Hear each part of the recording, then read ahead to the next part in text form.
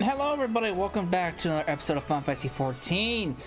So this video is gonna be a little different. Well, not this video, this job is gonna be a little different. Here's the thing, I'm a level 30 rogue. Normally I wait till I'm level 50 before I make these videos, but rogue, and in this case is special. Rogue was added to the game during a patch, I think during the 2.x days.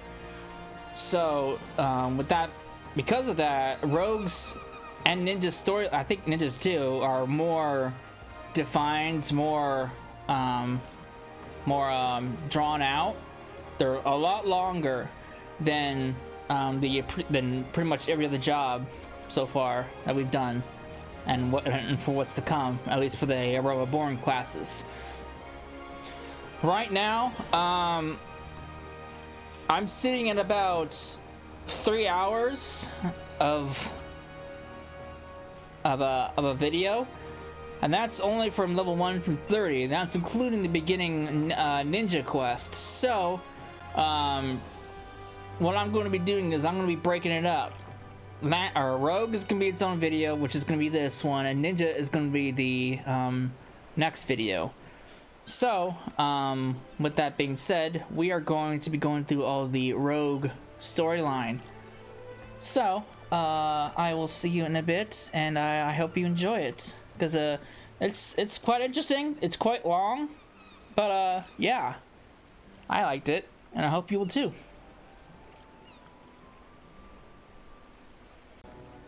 Alright, here we are. We're outside the Rogues Guild. If you don't know where this is, it's by the Fisherman's Guild. So let's enlist into the Rogues. There is not behind these convent wall doors for a worthy type like you, missus.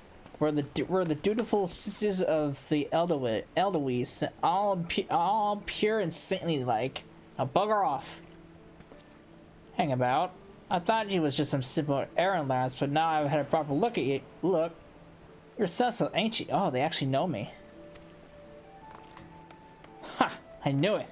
Something about milling primals leaves its mark on a person. It does. For once they actually know me. This is the reason why, because Rogue was actually added in during a patch in the during the 2.x patch series, which caused a lot of problems from what I've heard. And Rogue, and since it was added in so late, and that's why it's not that's why Rogue isn't able to be selected as a class when you first create a character. Because it was added so late, there was more attention to detail with the Rogue's questline than there was with all the other base jobs.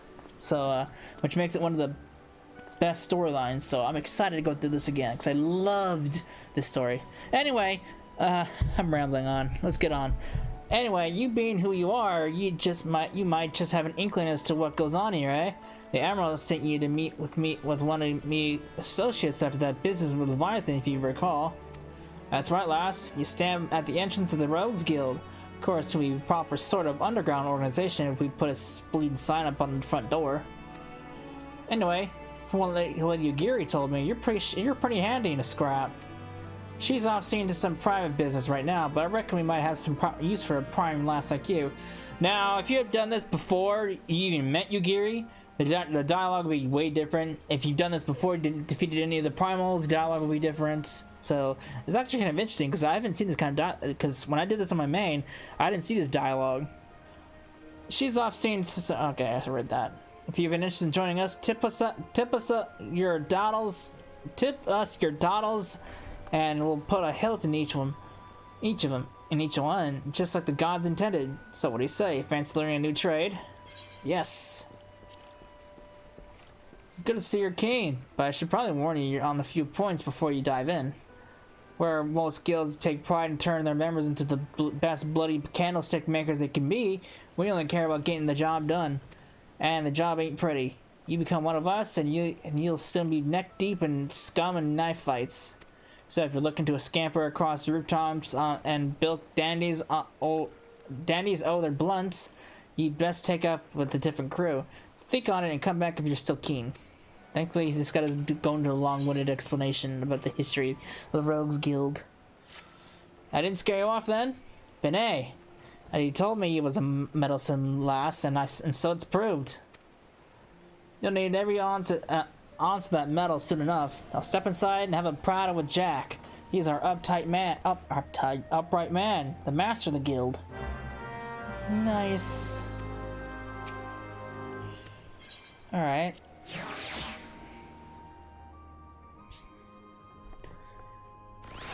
Is it Jake or is it Jack? I always call it Jack.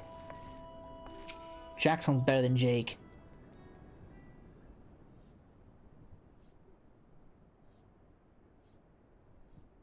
Hi, I'm the one they call Jack, though I'm surprised you've heard of me.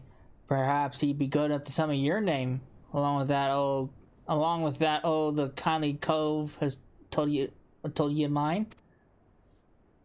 Oh God, the famous Cecilla. Oh, Lonnie left patch let you in, did he? Good Lord.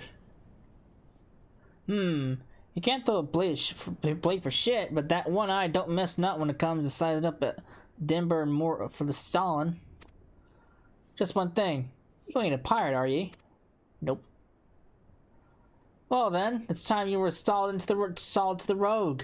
Pull on your best beater cases, and I'll swear you in myself when you're ready. Now I can feel your waddles with the sword history of our guild, but that's just wides and wind. The most important thing, the only thing we care about, is getting the job done. Now, most folk, and I'm assuming you're among them, know that not long after Limps was founded, the city was overrun by a motley collection of pirates and thieves. But as wild as that lot were, it soon became clear that they'd all end up killing each other if they didn't lay down a few rules, an unspoken code of conduct, as it were. 1. You don't bite the purses of your fellow Liminsons. 2. You don't rook a crew out of their spoils. And 3. You don't trade coals like they was chattel. I'll admit the finer points of the code are a mite murky, but most agree on those 3 at least. Now you might be thinking none of these amounts to a sack of dillberries now the Admiral's outlawed piracy, but in the back alleys and black markets where Marrowweb's grip ain't so tight, the code's still alive and well. And just as the law is enforced by the Yellowjackets, the code is regulated by us rogues. We go where the shadows are darkest and hand out justice to them as break the code. Some rum-soaked cove steals goods from the wrong call, and we steal them back. That's the job, my natty lass. Of course, we don't hop the twig when Bladeworks call for neither. You'll see when there's more to our dagger play than just sticking colors with the pointy end. We'll weaken a mark with poison, fade away, and strike from the darkmans. Whatever it takes to get the work done. Well, Cecilla, what do you say to that? Got the guts to do the rogue's job? I wouldn't be here otherwise. Alright then, first off we'll have to get your kit sorted out. A rogue needs to be light on her due beaters to stay on a mark's trail. The job might have you flying across a deck or weaving through a mob, and the last thing you want is a bleeding great battle axe which hooks itself on every rope and post. That's why we stick to daggers. They let ye slip through the streets just as easily as they slip through a rook's ribs. Here, take these stabbers and let's see how they look on ye. Just don't get so excited with your new toys that you forget to dress for the role.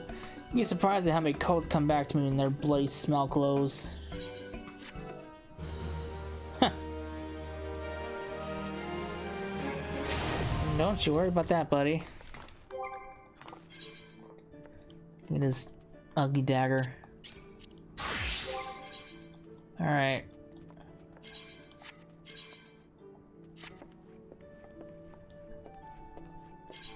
Now let's make this a new set so I don't override it. Alright. Now let's...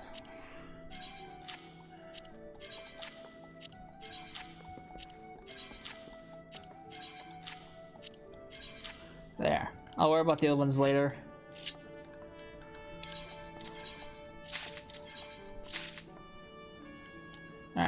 I'll worry about the rest of the hotbar later. Stabbers and your fumbles. Managed to strap those daggers on without cutting yourself? Well, we're up to a good start, I'd say. Next, you want to get a feel for the weight and speed of your new weapons. I work on those bleeding cheats in the field outside the limb search for your first lesson. Alright, test your blades on a few of them lambs and slice them up some rats and puggles for good measure. Mind that ye mill the beasties one at a time, though, lass. I know you've served far worse in the past, but you're no dimber damber with them stabbers just yet. Alright, fine. I will do it. Alright, how do I get out of here? Oh, duh. How about going for the big glowy thing that says guild exit? Alright, Jack, I've killed your stuff. What do you think? Done with your milling, are you? You can never have enough blade practice, lass. In fact, I'll even add a list of marks to your hunting log. Pit yourself against the lot, and you'll soon learn some new steps for your dance with the daggers. Aye, you must think yourself as a dancer, not a bleeding butcher. You only need so much force to ram a short blade into the hilt. Precision speed, that's how we get the most out of our stabbers. Bulky armor will only have you plodding about like an ungainly aurochs. So make sure you're wearing gear that what'll let you move freely as well. Alright, get your blade work up to scratch. So I might just have a job for you. I'm already there, sir. What's my next job?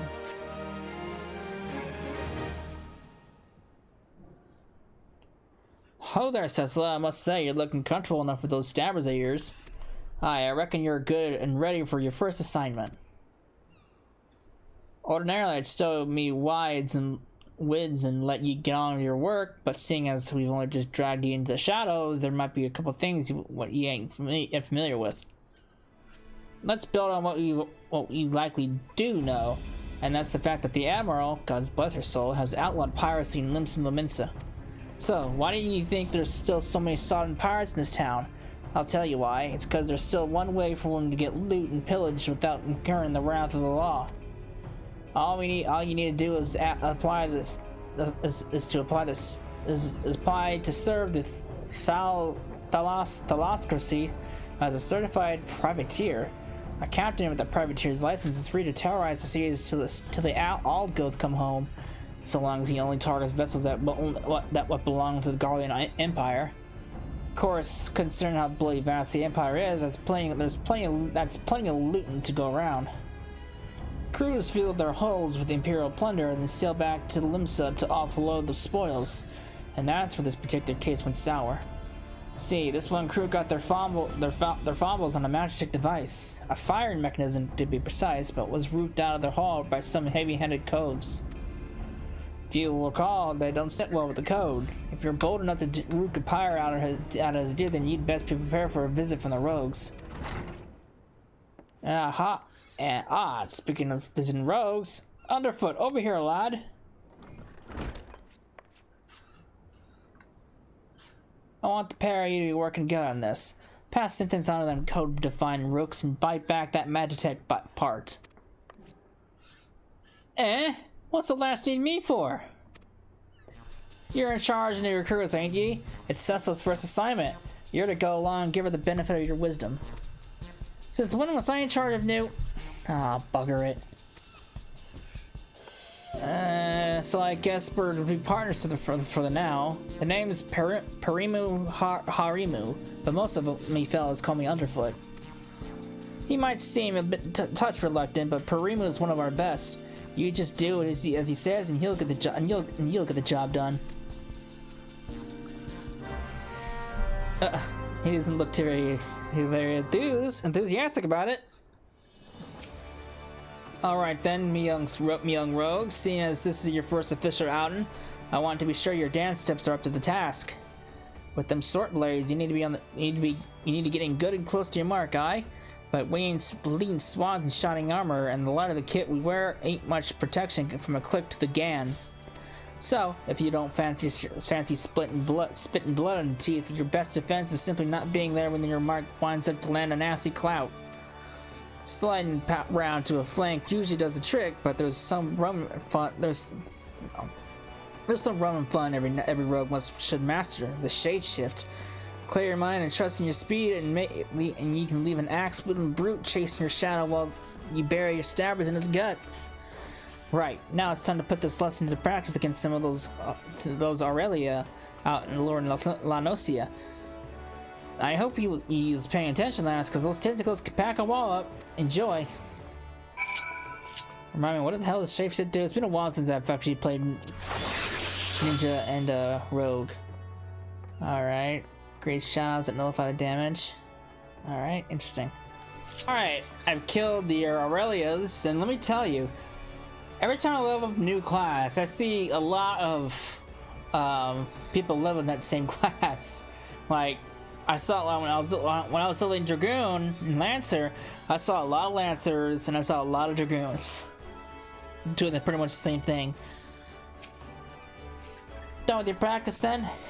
The sting of them tentacle buggers will soon teach you to stay on your toes, eh?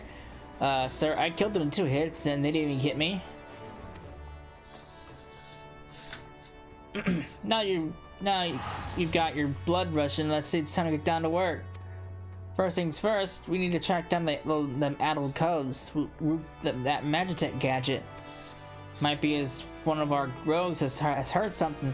The guild thrives in information, you see, and we've agents scattered far and wide with their glazes keen on their waddles to the ground. Let's pay us a visit what the fuck? I'm gonna call you Wayne. Let's pay a visit to Wayne at the Drowning Wench. Ask her for a weak ale, and let's see what that gets you. I'm not setting you up for a laugh, lass. Trust me. Uh-huh. Alright, sure.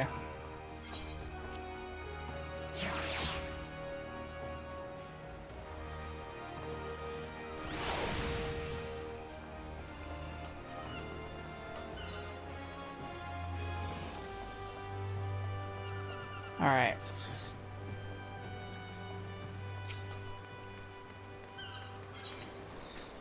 Aft Castle.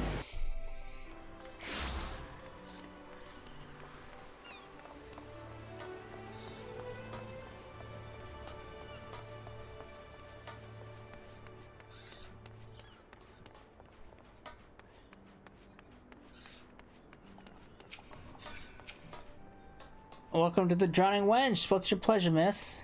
A weak ale. Never in all my days. We may serve some cheap grog in the wench, but not that was watered down. If our usual ale is too bold for your taste, perhaps you'd like to order from the underground menu. Alright, there's a lot on offer for a customer with your roguish charms. Was there something in particular I could help you with? Ah, the trouble over that Magitech loot. It was no subtle job. The gang in question is an unusual group from former pirates calling themselves the Dainty Demolishers. They seem to be enamored of court dandy mannerisms and have a preference for seizing guardian machinery. They're also known for conspiring with goblins. Rumors say that the Demolishers visit a beastman camp in middle La Nocia to fence their goods.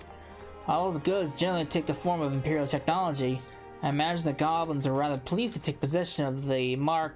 I don't know my Roman numerals, so I didn't know what the L in Roman numerals is supposed to mean.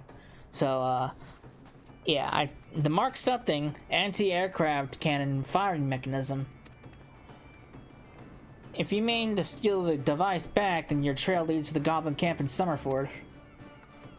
Summerford, eh? On your way, lass. Meet me across the river from the camp and we'll plan our next move.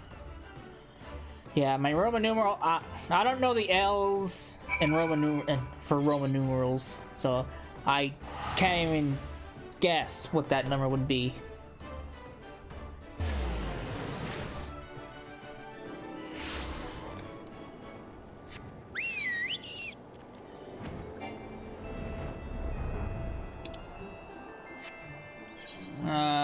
Down there.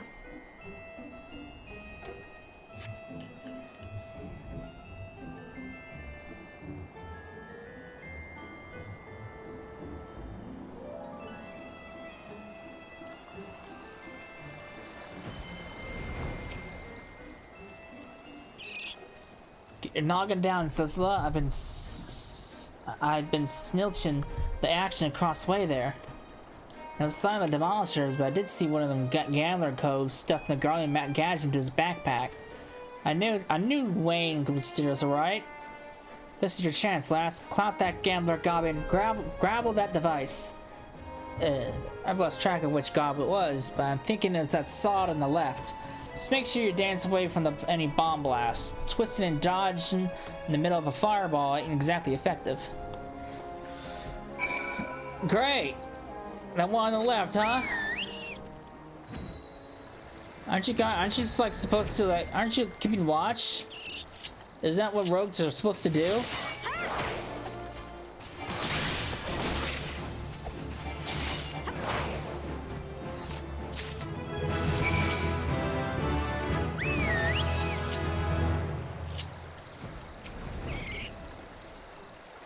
I got your stuff. That's the way, lass. There was enough for me to do but sit and me doddles and watch. So you've got the goods then. I got this.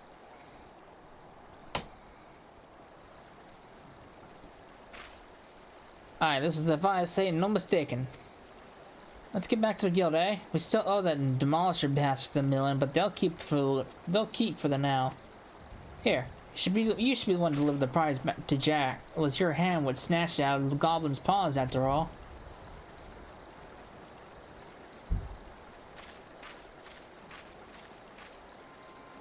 Captain! Captain, I say! Some fiend has perpetrated violence upon our goblin colleagues whilst we sought to put to wet our throats with fine libations. This will not stand, Captain. Our finely filched loot has been pilfered from under our noses. Blast and bother! Blood boils and bubbles at the temerity of this affront. I know not the identities of audacious buffoons, but those shall be made to pay dearly. Me, my fine fellows. Huzzah! Uh-oh. Being spied on.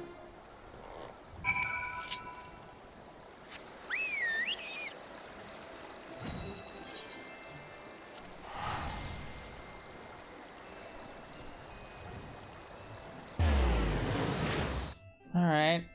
Cool. Let's get back to, rogues.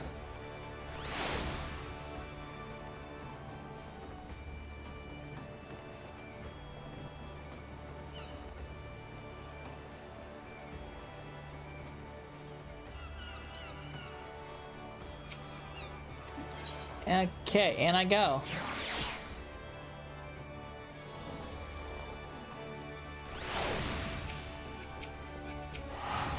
You managed to grab with that fire mechanism yet, Cecila?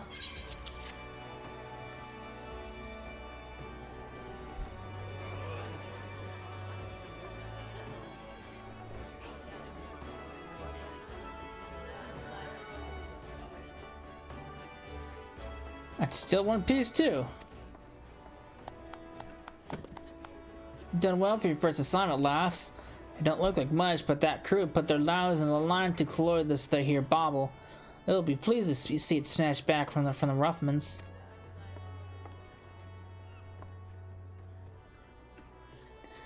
You've yet to do for the dainty demolishers, Jack. The job ain't over.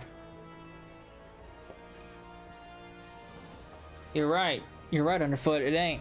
You break the code, you face the consequences.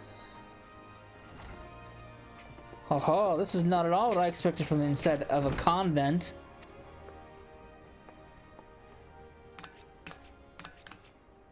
And who might you be, sirs?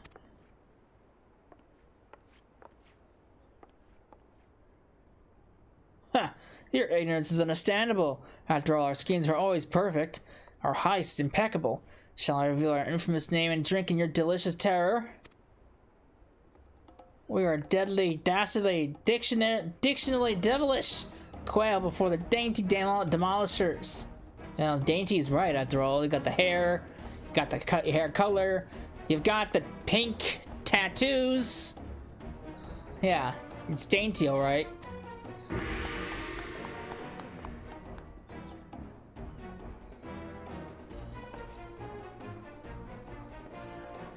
Captain! Captain, I say! That is allowed to misappropriate our merchandise! I concur. She is the self-same simpleton whom we trailed unnoticed this in various establishments. Surprise, surprise! Now, my dear dandies, let us not be unpleasant. We should endeavor to resolve this distastefulness without resorting to insult or less diplomatic methods. At least not yet. You there. Yes, the clean-cheeked errand boy. Be a good fellow and fetch me your superior. One of your colleagues has committed a terrible crime against us, and we shall not be leaving until the proper restitution has been paid. Oh, an errand boy now, am I? Huh.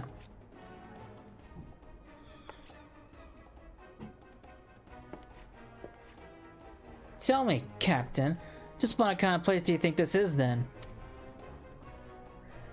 This place? Why, I suppose it's some manner of convent. The one-eyed doorman named it the Dutiful Sisters of the Edelweiss, or some such. And you have yet to realize your mistake? Your fate was sealed the moment you dragged your sorry quarren across the threshold. Are you threatening me, boy? I'll have my fellows cut out that impudent tongue. We've exhausted our reserves of dainty today, lads. Show these fraudulent sisters how the demolishers deal with upstarts. You still don't understand, do you? Oh.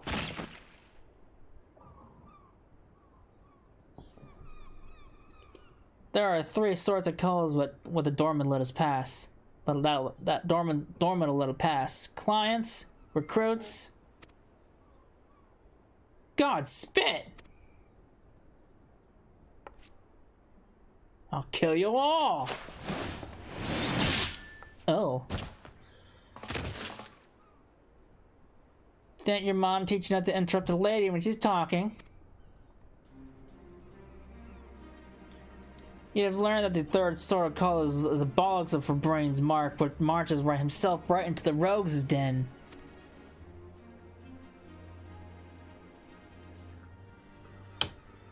Rogues? We were so careful.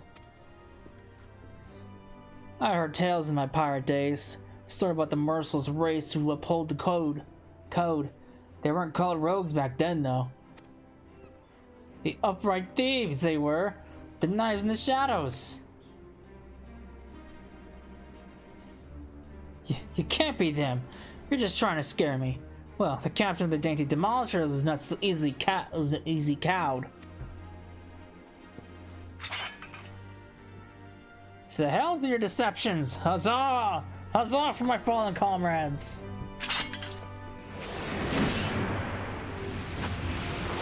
Oh!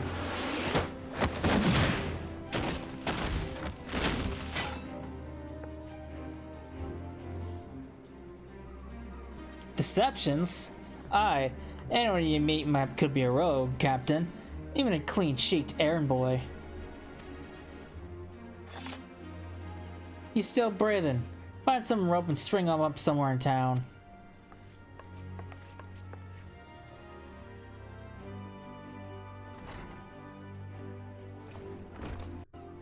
And now the job's done. Quite an introduction you had there, eh? Huh. Welcome to Lim's ever-turning underbelly, where the thieves shed their skins and became rogues. Wow, that was a pretty action-based intro. I'm not much for discussing the old days, but since it's come up, I might as well come up with clear up the confusion. It was back when piracy was at its peak. The cubs who would protect the cove were dimber dambers, the best lads and lasses to be had from among the pirate crews. They bit back the goods of what was wrongly bitten and came for the guilty under the cover of darkmans.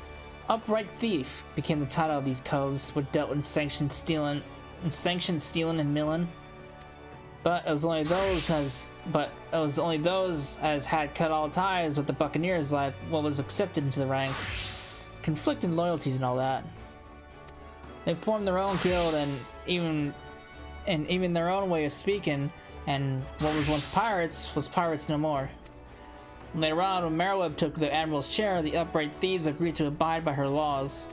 We became the Rogues Guild to mark the change and alter our recruitment policy to accept venturers like yourself. But although the title is different, the job remains the same. Uphold the code and preserve the underground society which spawned us. Just as you've done with this assignment, keep up the good work, Cecil, and you'll go far in the shadows. Alright. Man, what an intro. But yeah, that's the only level 5 quest. We still got so many more to do. So yeah, I'll be back when we're level 10 where the excitement can continue.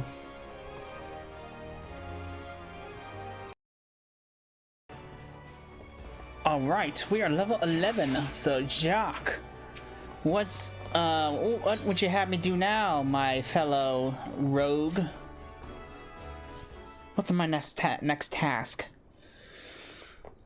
A fine day to you, Cecila, and a fine day it is for a spot of work, wouldn't you agree? This time around, it seems more eager buccaneers scampered aboard a local merchantman and made off with a shipment of muskets. Now, seeing as it ain't lawful to cloy from a Leminson vessel to begin with, the Yellow Jackets fell upon them damp coves before their boots was even dry. Aye, they caught the pirates right there on the docks, but the stolen boomsticks was nowhere to be found. Fenced in a longboat deal, I'm thinking. Oops. That's when our guild was officially contracted to retrieve the goods, which weren't really needful since the code would have had us on the job anyway. You don't bite the purses you fellow Leminsons and all that. So this is your assignment, my nappy lass. Find out where the weapons went and bite that shipment back. Seeing as the cutters has hit that merchantmen are already rotten irons, you need rushing in with your stabbers and stabbing. I want this job handled quick and quiet, and I've got the perfect part to show you how it's done.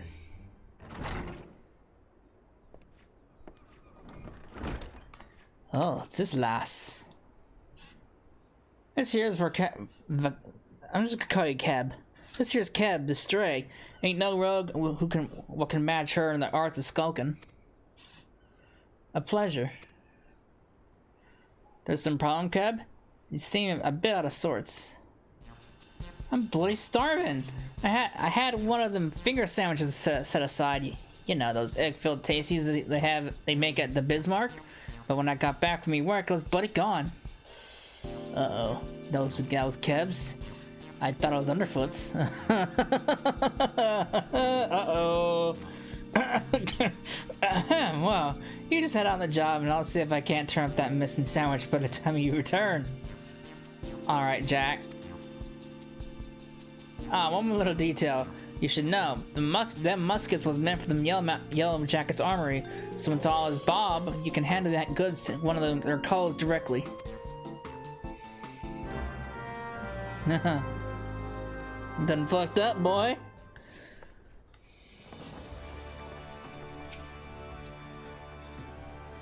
We can start whenever you're ready, Cecila. I have a colleague keeping a waddle out for that might help us, so I suggest you have a few wides with her first. You'll find her at the hay line, posing as a fishmonger. Where the hell's that?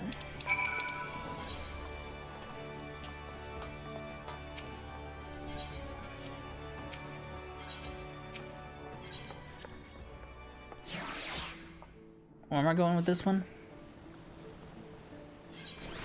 Alright, clearly it's not here. Upper decks? Oh, not gonna go over there. Alright.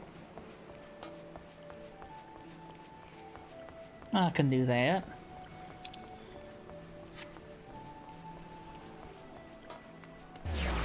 Gotta go to the aft castle. That's not the aft castle. That's the aft castle.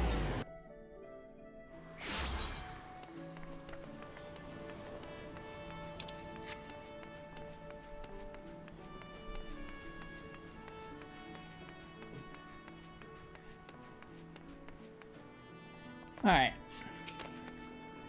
Hello there, miss. We've a carp and trout, lobster and shrimp.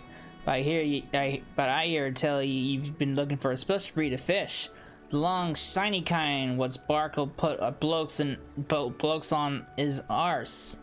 God damn, this pirate lingo is all kind of weird. We don't sell that kind here, but you might try them foreign merchants. What was they called again? The traders of Edge.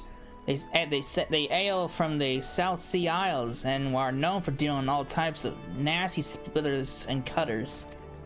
I should warn you, these folk ain't ones for question the source of their merchandise. In fact, they seem more than happy to pay for goods what came from below decks, so to speak. But if you're still keen to get your hands on those rare fish, then you'd best hurry. The Edge merchant what's visiting Limsa is looking to load and leave the city before long. Just how he means to transport his goods remains a mystery, though.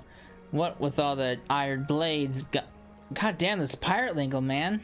I'll be sure to keep an eye peeled on your behalf, but might be as you can learn a little more from the folk around town. God damn, I can't do with this lingo. I can't deal with this lingo.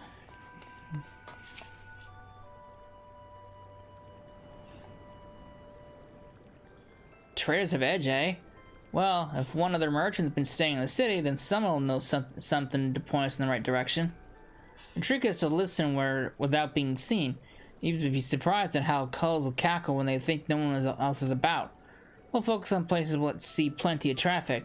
You can have the Bismarck, the ferry docks, and East Hawker's Alley. I'll try me luck with a few other spots. Then meet me in front of the guild when I'm done. Remember, keep hidden, keep quiet, and keep your wattles open. Oh, okay. Use hide, huh? All right, I can do that. Sounds like a simple task to do. So I gotta go up there first.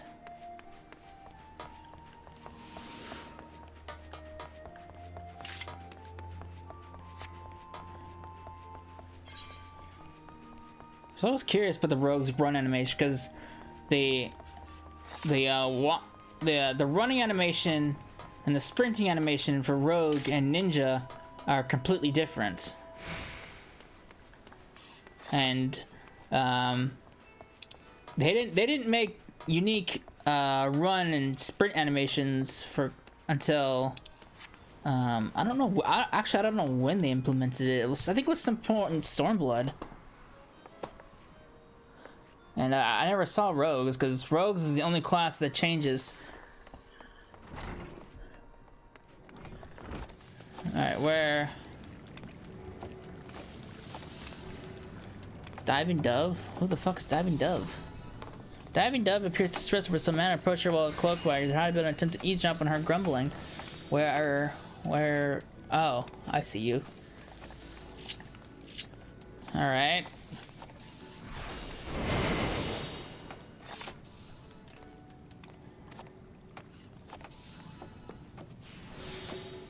Diving Dove is grumbling discontent. Meh. Sneer in that customer's face. Does he think I command the skill to cook more swiftly just to meet his pressing departure schedule? I don't know how things are done in the South Seas, but here in Limsa folk appreciate that fine cuisine cannot be rushed. Come now, Dove, you must not speak ill of the patrons. Now, what was next on my list? Another finger sandwich for the dutiful sisters. Someone there must be rather fond of eggs. Huh.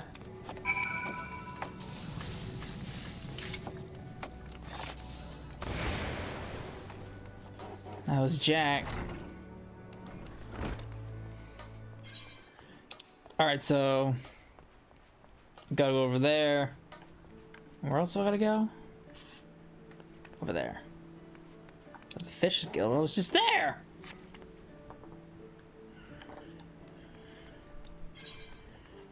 Alright.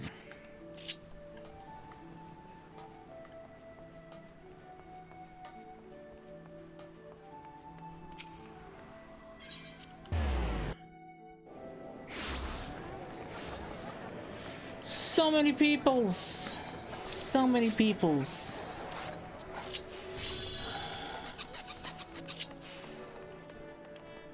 Garoof. Alright. That's not what I wanted to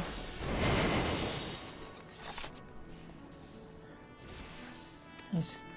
You have quite an eye for quality, sir. We have a splendid range. Oh, you're talking to that guy. We have a splendid range of produce from every corner of Eorzea, but one simply cannot visit Limsa without sampling some of the local specialties. Would you care for some freshly squeezed Lanosian orange juice? Or perhaps our famed salt cod is more to your taste? Jarov continued to espouse the virtues of his merchandise, but his impassioned urgings appear to have little relevance to your assignments. Huh. Well, shit. Don't mind me, sir. I wasn't eavesdropping on you or anything.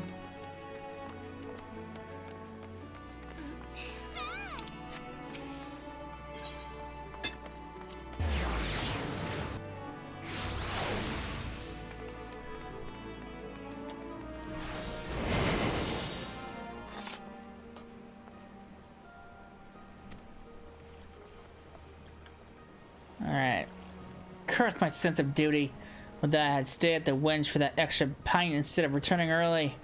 I didn't ask to see anyone be bribed. I didn't ask to see anyone being bribed, and certainly not my relief pilot. I wonder what that merchant was about.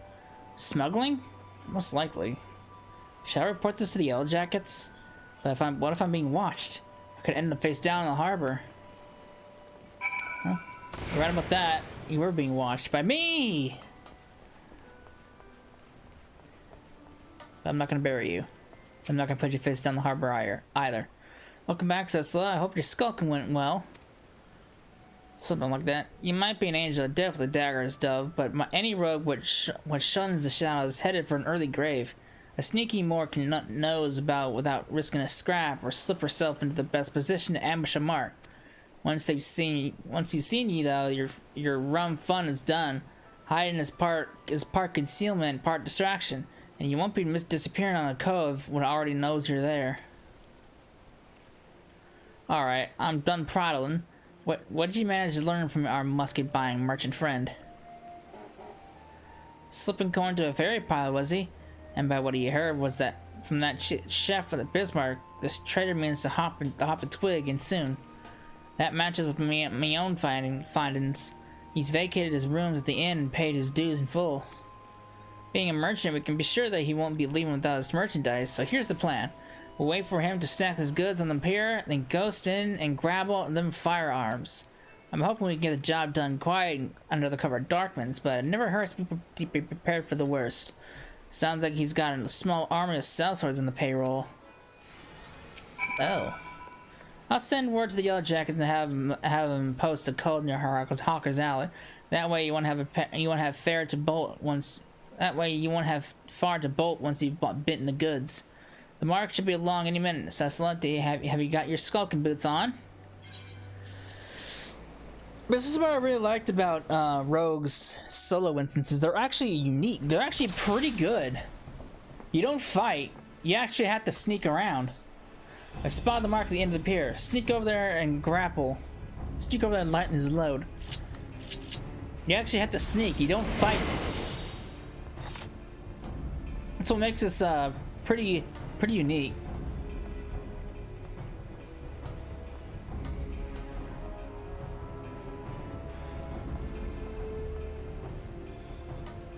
But don't they hear the footsteps though?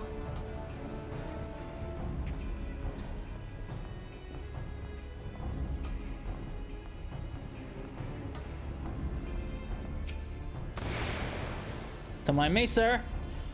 Just don't look around.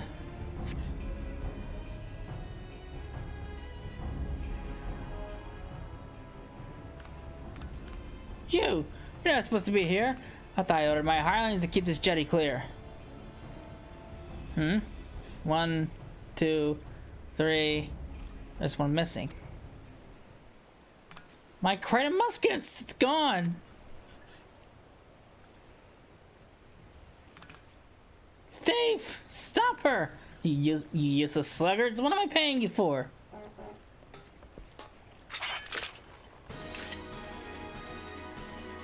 Okay, now we're fighting.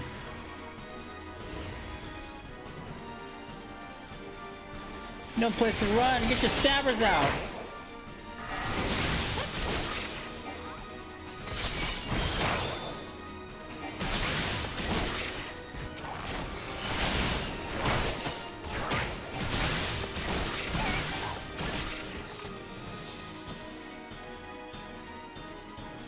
Thieves! Scoundrels! The boss is the one who brings me their hides.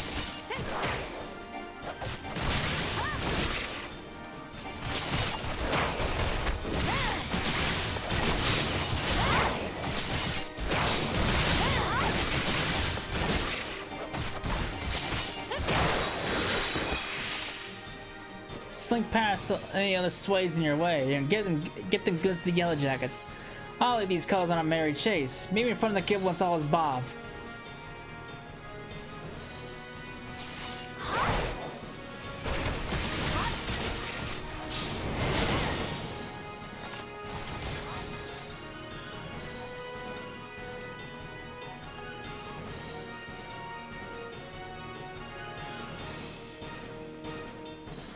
Could fight my way through it, make it faster, but you know, why would I do that? But besides, there's like a lot of them.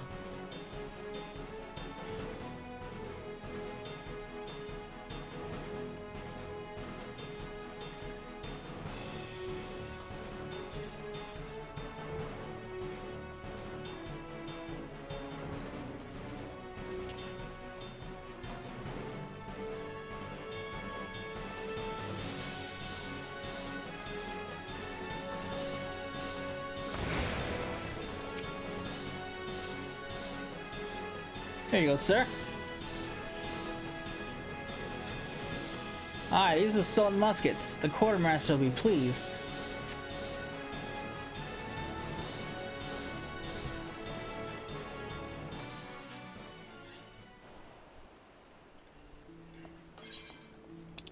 And now all the bandits are gone. Just like that.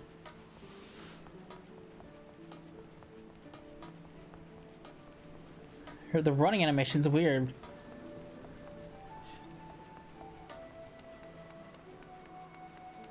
Maybe it's just me, but the right leg looks very very awkward. And the left leg is fine, but it's just the right one is very awkward looking. That turned hairy, didn't it, Dove? Once he reached the Yellow Jacket, though, the merchant called off his blades. Why, it's not because losses, I'll give him that. I'd say we're all done here. Let's head inside and tell Jock about the Benet news. I heard the sounds of fighting come from outside, and now I whittled the cause of it. I thought we were aiming for subtle on this job.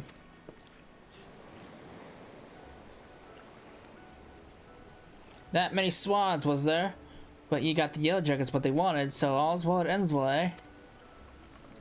You're on your way to becoming a first-class rogue, Cecil. Aye, the job didn't unfold exactly as planned, but did you see the value of keeping out of sight? Skulking might seem slow, but it can save you time, and a fair amount of bleeding in the long run. Ah, speaking of unexpected developments, I have a bit of bad news for you, Keb. I searched high and low. It seems some unprincipled cubs has yaffled your sandwich. There are naught but crumbs to be found. No, my sandwich! It was a Bismarck special! Do you know how much I was looking forward to that meal? Me belly is about ready to cave in on itself. 'Tis a tragedy of the highest order, love. And you know I can't bear to see me rogues in such distress. So I gave under for a special assignment. You should be back any minute now. What the freshly made Bismarck special finger sandwich? You did that for me? You're not japing with me, are you, Jack? This ain't no japing matter. It's a guildmaster's responsibility that all his coves and moors are best for the job. You're the one who ate it. I like how he's trying to cover himself up. Jack, there you are. I got that sandwich you ordered. Uh-oh. And didn't the chief give me a waffle when I said he was in a hurry? Maybe next time you can think twice before you yaffle your fellow rogue sub. Oh, bollocks! Secret's out. Jack.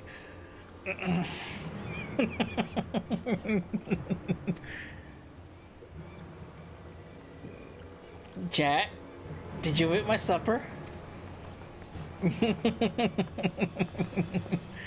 Now, lads, let's not be hasty. There's a fresh new sandwich right here for ye. No harm done, hey? You've cloyed symptoms that belong to me, Jack, and I can't ignore the code. The code! We must forget the code. You're having a laugh, aren't you, lass? Lass?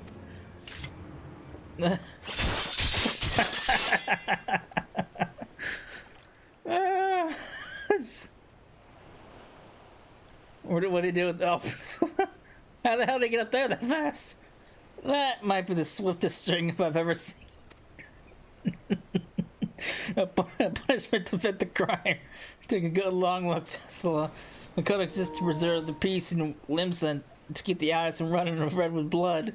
To seize me home, and I'll draw daggers on any cub fool enough to threaten that peace. A pointed lesson. Let's head inside, eh? Your sandwich will get cold. Hey, didn't mean to leave me out here all night. At least you gave me a grand view of the harbor. God's pissed, these ropes are tight. And now we find ourselves indebted to the Rogues Guild. The Rogues Guild?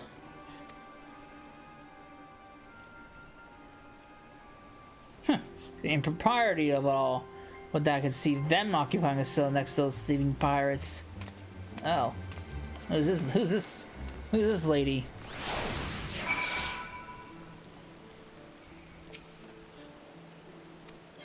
Oh, that was good.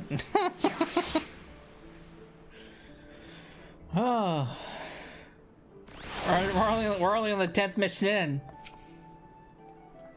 This is why I absolutely love the Rogues story. It's funny, it's great. I love the people involved in it. And we're only on the 10th quest. We still have 15, 20, 25, and 30 to go through. Ow, them ropes will leave chafe marks for me for a bleeding week. I may have wriggled up myself free, but that's the last time I let me ability to do the thinking. And just think, Keb struck me up over an egg sandwich. Those coves are and truly stomp on the cove get it far worse. Keep up your training, lass, and you'll soon be hounding out rogue just as yourself. Alright.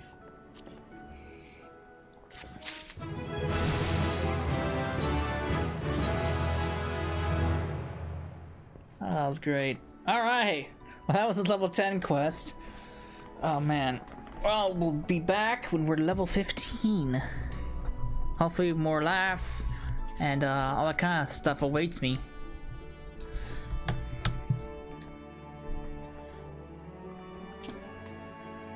We're at level 16.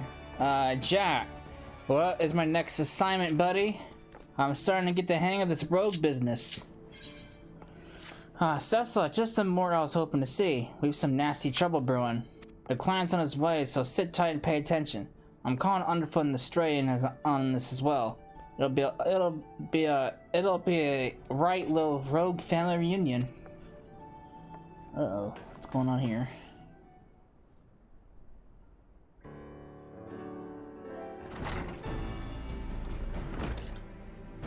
Jack, the client's arrived.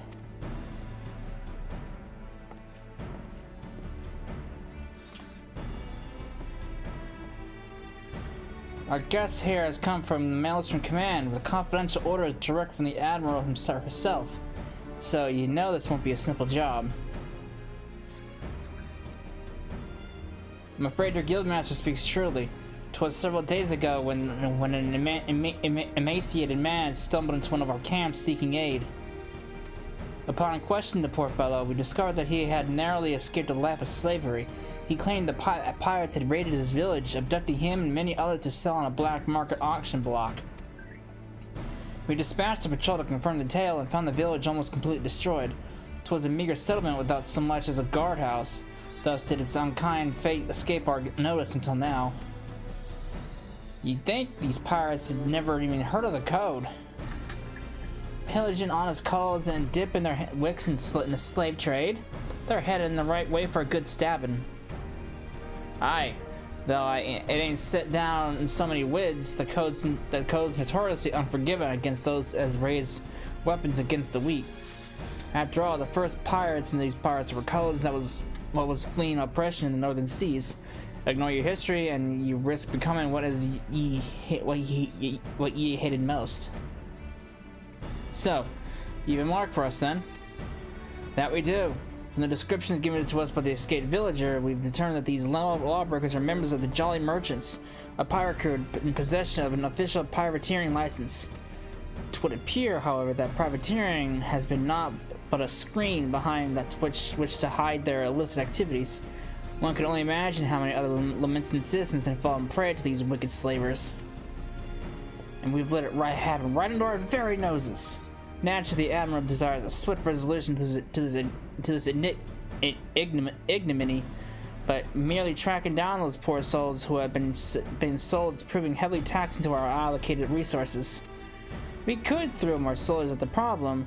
That runs the risk of drawing the small folks' attention and inciting undue panic. Thus do we come to the Rogues Guild for help. We ask that you eliminate the Jolly Merchants and liberate the villagers presently in their custody, and that you do so with the utmost discretion. Consider it done. When those nasty cubs will feel our short blades prick into their backs, they'll enjoy but a brief moment of regret before the code is rightly enforced. Alright, let's get to work. I'll be going after the Jolly Merchants myself. Underfoot, Cab, you two lend your skills to Maelstrom's investigation and see what you can whittle about the culls what have already been sold. So that's all, you're coming with me. I think you're ready for the next step of your education. Alright, show me, teach me the way! Shall we get after these slaving cutthroats then? Our client tells us that the Jolly Merchantmen set sail from Aleport a few bells ago. Oh, aye, they might even board an Imperial ship or two, but that's just some mummery they're putting on to amuse the Admiral's swads. I reckon the rest of the crew would be back on land looking to snap the shackles on a fresh herd of chattel. And just to prove me theory right, one of them jolly bastards got himself spotted creeping about the Ruffmans in the Lord La Nocia. There's a Bene Cove over at the Morabi dry docks by the name of Swarsons. Would have likely know the full story. He's more of a shipwright than a rogue these days, but he keeps his glazes keen enough for the guild. Head over and have yourself a prattle, and I'll join you soon like. Alright, whatever you say, guy.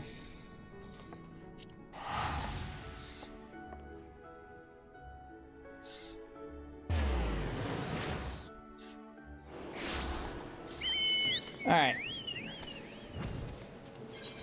We gotta go over there.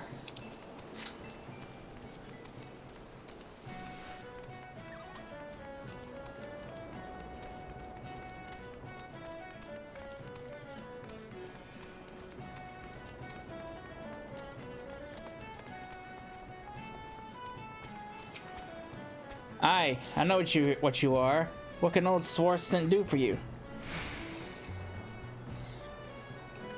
Hunting down Jolly Merchant slavers? Ah, well, that explains a few things.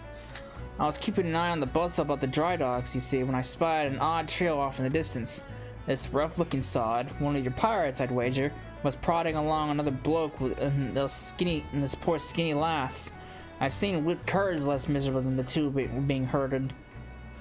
Last I saw, they were headed south. If what you're saying about the slaver business is true, then that Jolly Merchant's not going to walk his charges all the way to the market. No, he likely has a boat waiting for them. And if I were a slaver headed south, my vessel would be hidden somewhere along the salt strand. That doesn't leave you much time. You said Jacques was on his way, yes? You best go on ahead, and I'll point him in the right direction when he gets here. Oh boy.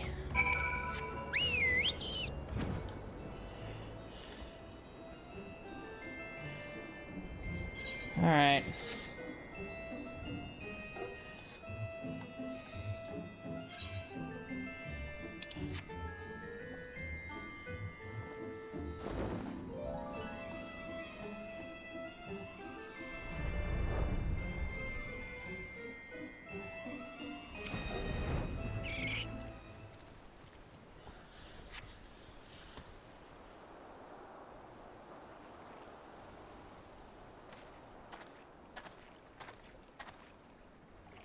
Sports they came through for us, eh?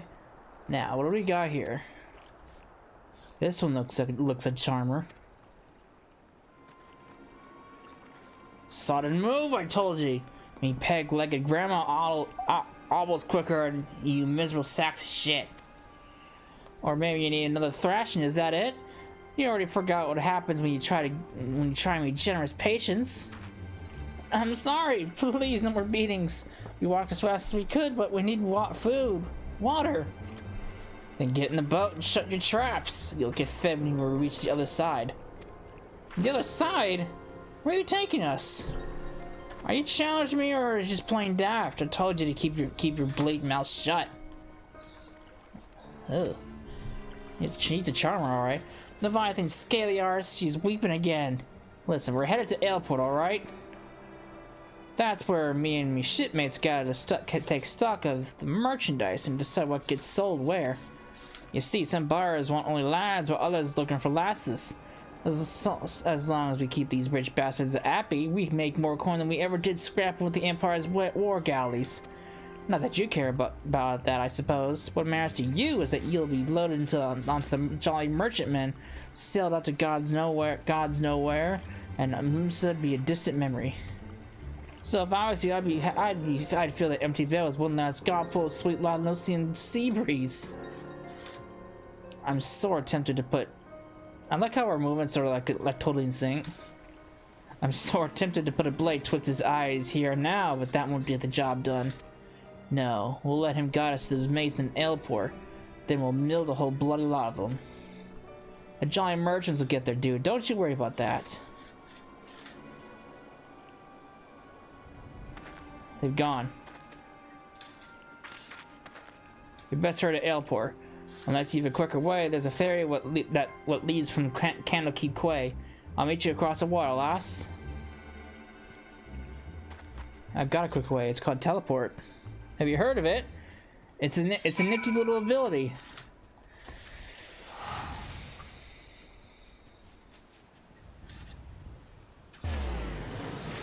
And I'm here.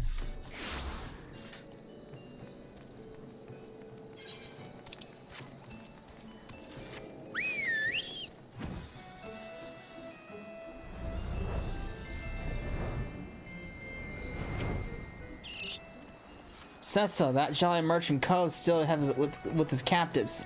Seem they've taken a room under an alias.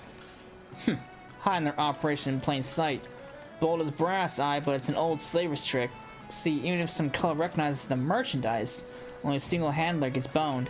The rest of the crew just whistles all innocent-like while their mate is marched off to cry cockles. And you can bet they've threatened bloody murder for any prisoner what raises a hue and cry. Patience now, lass. We'll just wait until we were sure that all these blackguards have arrived. Meanwhile, you better sharpen your stabbers. We have a busy night ahead of us. Ready for the job, then? Once the Jolly Merchants are all here, we'll ambush the sods and set their captives free.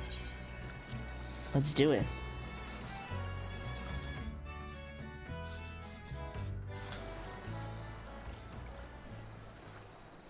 That ought to be long enough.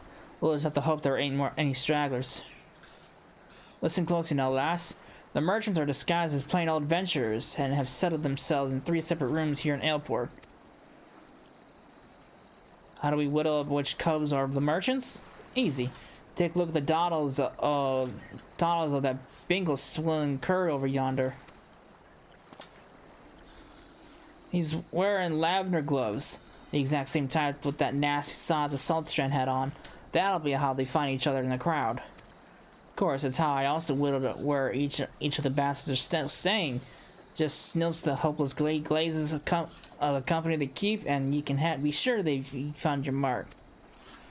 So, here's a job that all laid out for you. We hit all 3 common rooms, mill the merchants quick and dirty like, and get those captives their bleeding lives back. Alright? Oi! The storeroom door has been forced open! Some thieving sod's been at the ale!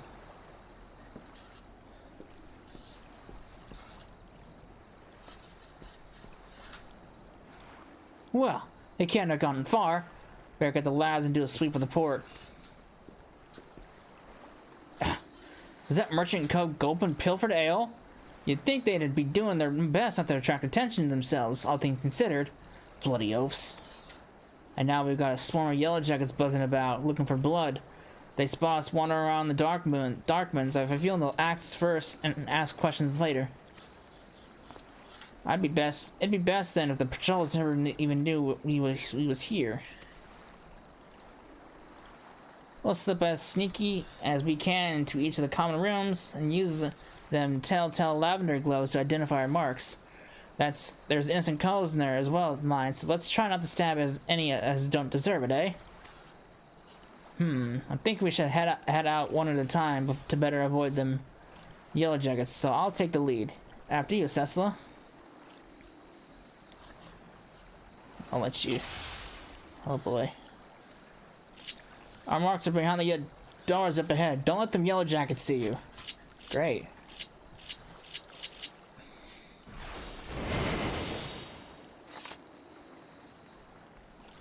Alright.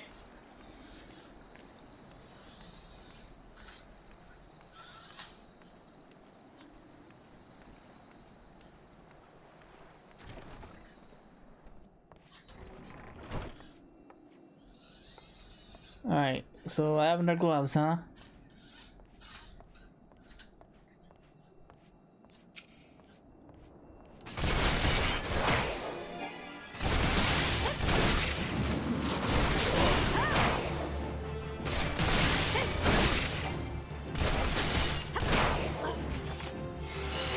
Are you alright, lass?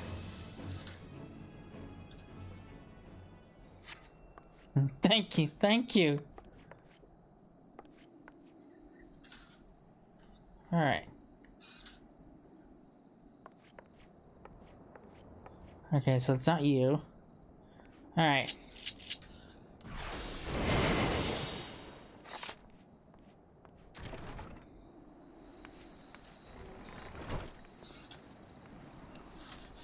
So many yellow jackets.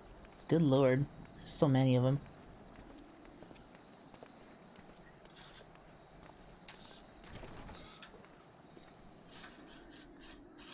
Alright. You're not. Really? These events just stand by. Clearly something's going on here. How did he...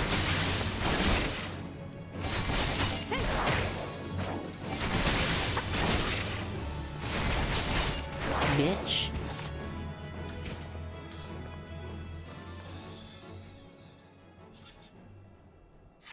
I'm free? Sorry, sir. Look at that snide look on his face. He'll slap you. Alright. No unnecessary bloodshed now. I like how no one else is just like, it completely ignored everything.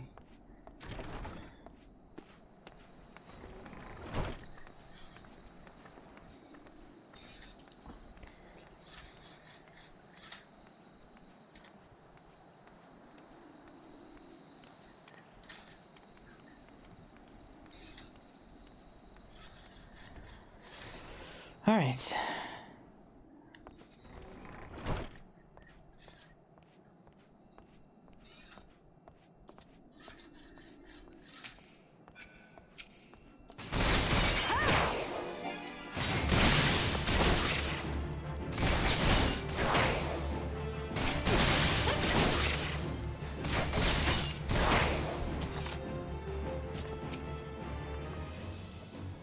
There we go. He's dead. Bad man's gone.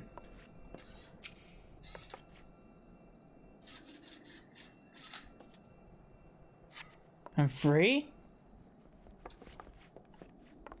That looks to be the last of them. And you didn't even need my help. Back into the shadows, lass.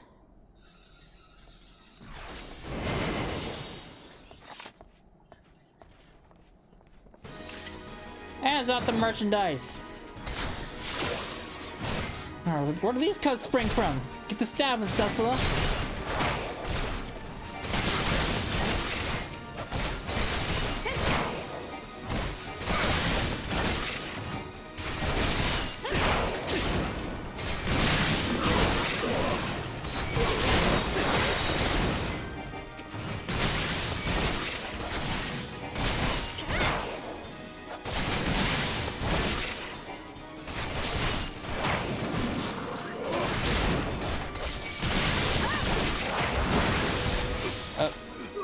Sorry, buddy, I didn't mean to hit you.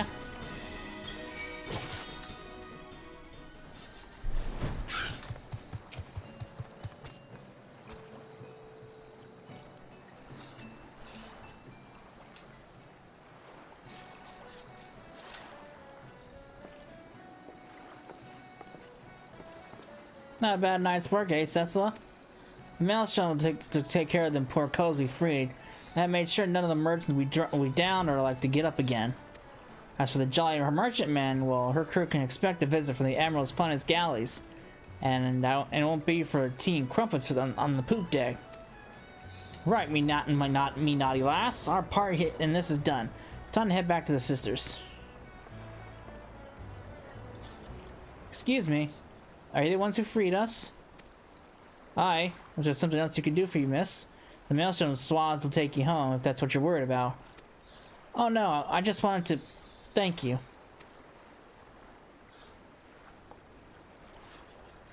If I may, there was one other thing I wish to tell you.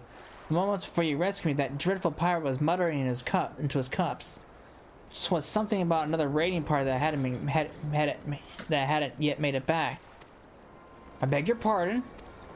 It seems they've been hunting for slaves in West Lanosia and being so close to Aleport, our captor assumed they were out rounding up chattel until the last bell. I just couldn't bear the thought of anyone else suffering as I have. Please, is there not you can do?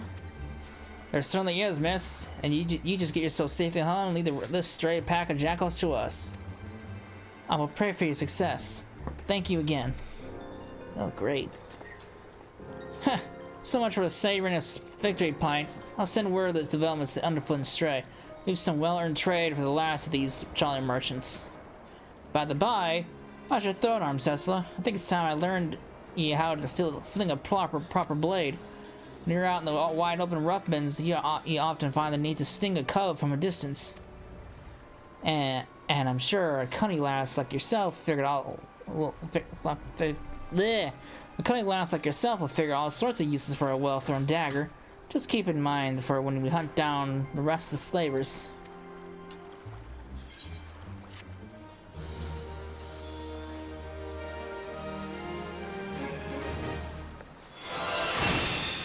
Nice. Oh, there's more. Those last few Jolly Merchant bastards must be camped out somewhere in western Lanosia. Now, if I was a black-blooded guild-grouping slaver, where would I be hiding? There's not to the west, but the Sahagan pools. Even those bollocks for brains pirates know better than to trespass on fishback territory. And they won't want the chance to run into patrols near Aleport, so they just leave us east. The flock? Aye, they'll likely be nestled down the ruins out there amongst the dodos. That's where we'll try to pick up their trail. You head over and snilch the place while I send word to the sisters and the Maelstrom.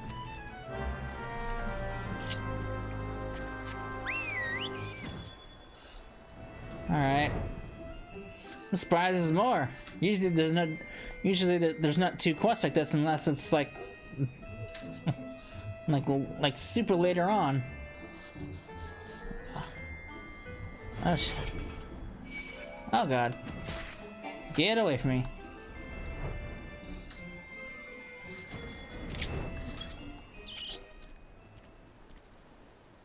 Another instance, huh?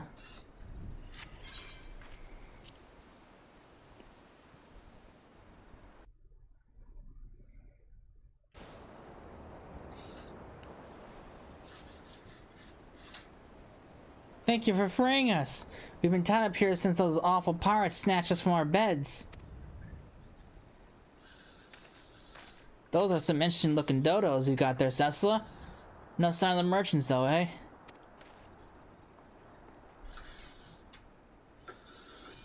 The leader mentions heading over to Aleport. He said something about there being no signal, and that was a signal that something was wrong. They just left us hobbled here like lambs to the market. One of them japed about keeping the meat unsullied in case there was trouble. Probably let us flee this place before they return. And who are you to just settle in and set loose our hard-won prizes, hmm?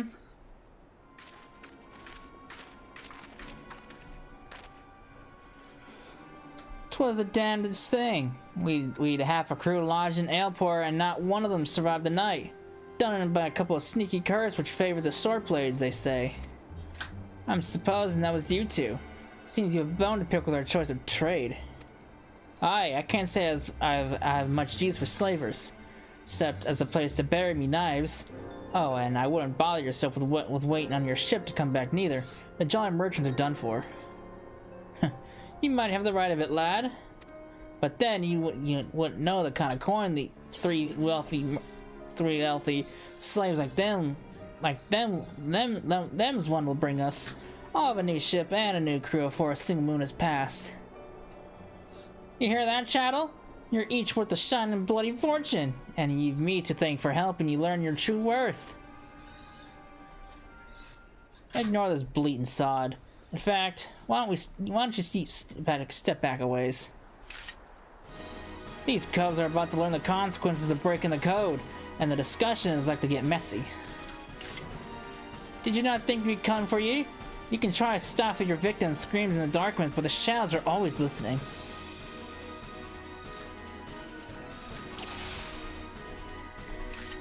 I like me slaves with a bit of fight. You'll fetch a grand price from the block. Stow your woods and draw your steel.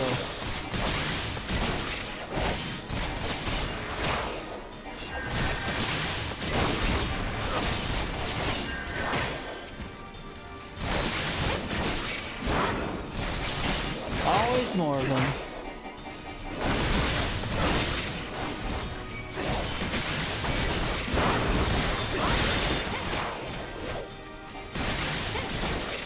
These birds move slow, but they have a nasty pack. Keep your distance and skewer them from afar. Aye, throw your bloody daggers at them, lass. Oh, let's do that.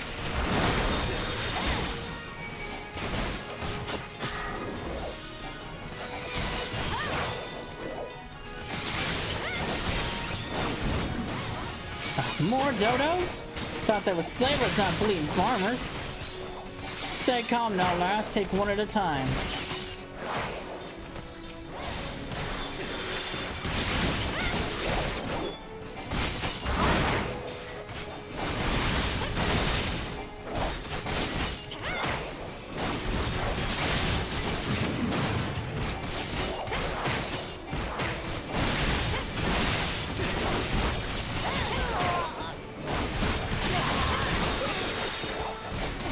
And still they come. Bene, save us the searching.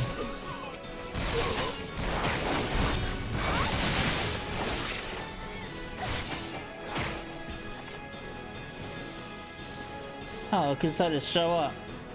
Underfoot is here to get underfoot. A little late. Or at least I would if any bugger was upstanding. This is a fine pile of corns. There's not for us to do. No scrap for latecomers. The last of me had a hunger.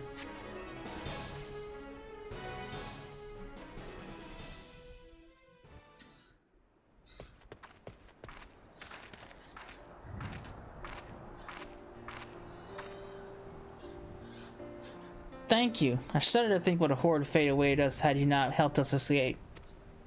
I knew someone would come. You're just like the heroes in the stories. They always arrive at the perfect time and triumph over the villains. Do you think I could be a hero like you? I know I could be brave and strong too. I just know it. You don't want to be like me, lad. Listen now. Being those cubs there, we're the ones with the scary folk are afraid of. That's because we keep the rules of the world for the world they live in.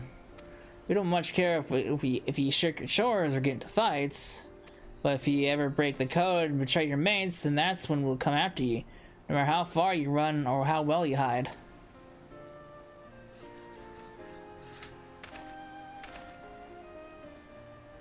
Live your life like a hero you want to be, though, and you'll never need to worry about that.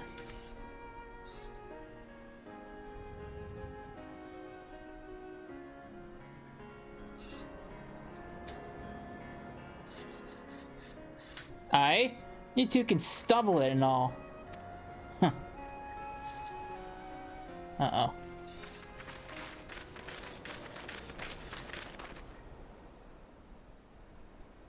I assume you're the citizens who were abducted by the Jolly Merchants? I am Captain Malala of the Yellow Jackets. Maelstrom Command has entrusted me with you conducting you to safety.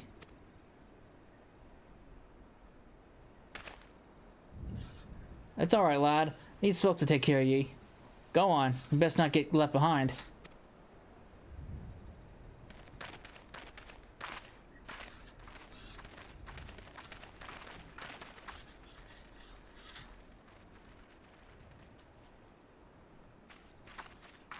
Was there anything else, Captain?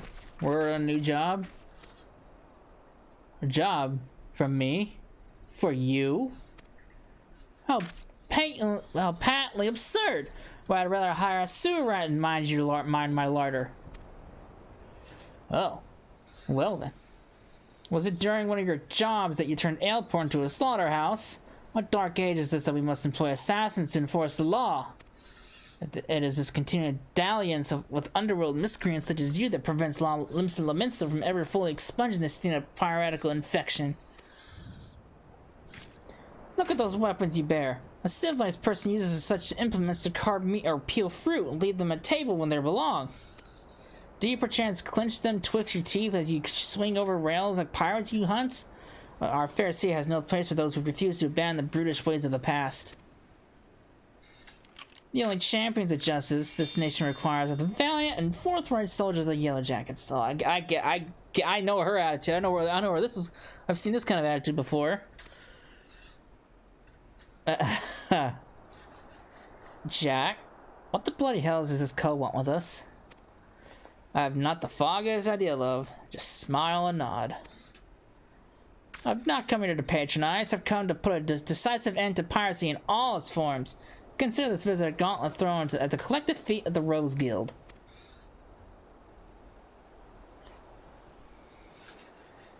He willed my words. Just before dawn this very morning, a maelstrom vessel stocked with provisions was boarded and looted by pirates. Much of the cargo was stolen, and that is vexing indeed, but it is the theft of 3 items in particular, 3 unique treasures of high incalculable worth, that most distresses my martial colleagues. As for the brigands, they made well their escape, disappearing into the dawn's mist, along with their precious plunder. A rum tale. What to do with us? I challenge you. A contest to reclaim these stolen treasures. Should my Yellow Jackets and I succeed in retrieving the greater share, I shall formally propose the abolition of the Rogues Guild. Upon review of our achievements, the Admiral will surely concede whether your unscrupulous institution has outlived its usefulness. Blow it out your waddle. I have better ways to spend me time. Oh, do you now? This incident constitutes a theft against the nation of Limsa. Does that not violate your beloved code? If I'm not mistaken, you've no choice but to rise to the occasion.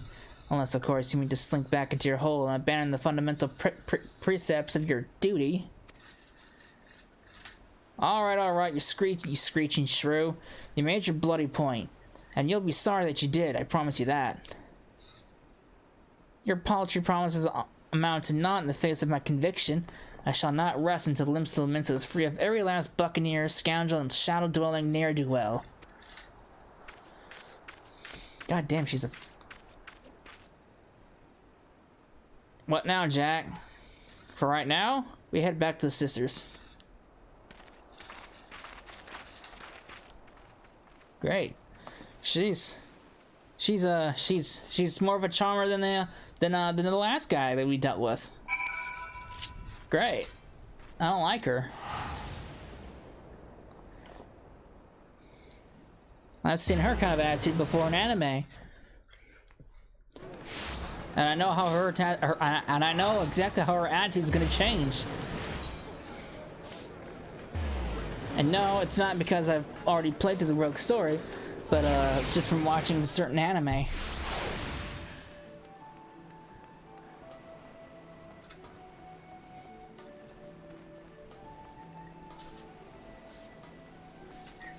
Goddamn, this is only level 15. That's the nitty gritty. Oh.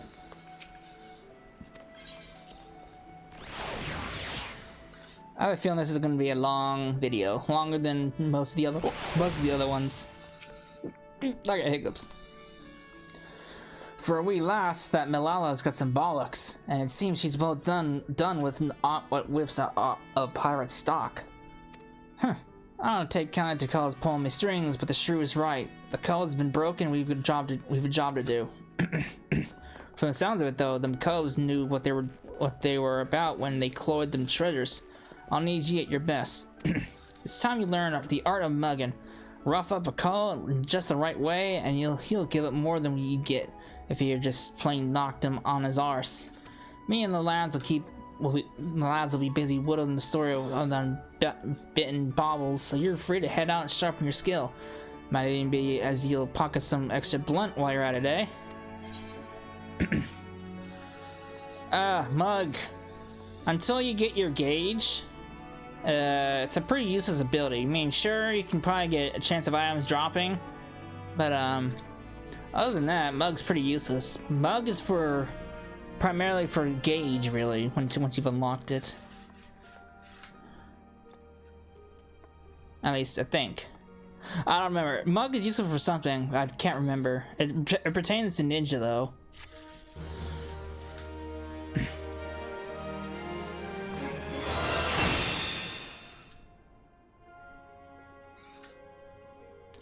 Alright, and that is the level 15 quests. Or quests, I should say. With the plural. So I will be back when we're level 20. Alright, we are level 21. So, Jack, we got some treasures and stolen loot to find. So, where would you have me go? Where would you have me go? Been practicing your dance steps, Cecilla, because we're about ready to run rings around Captain Malala and her squads. The Yellow Jackets have been pressing their investigations into the treasures of what was cloyed from the Maelstrom tub, but as you know, we've got our own network of coves that don't miss not all the goings on about town. As for the sharp end of the job, it'll be you, me, Underfoot, and Stray. Let's get down to business, eh?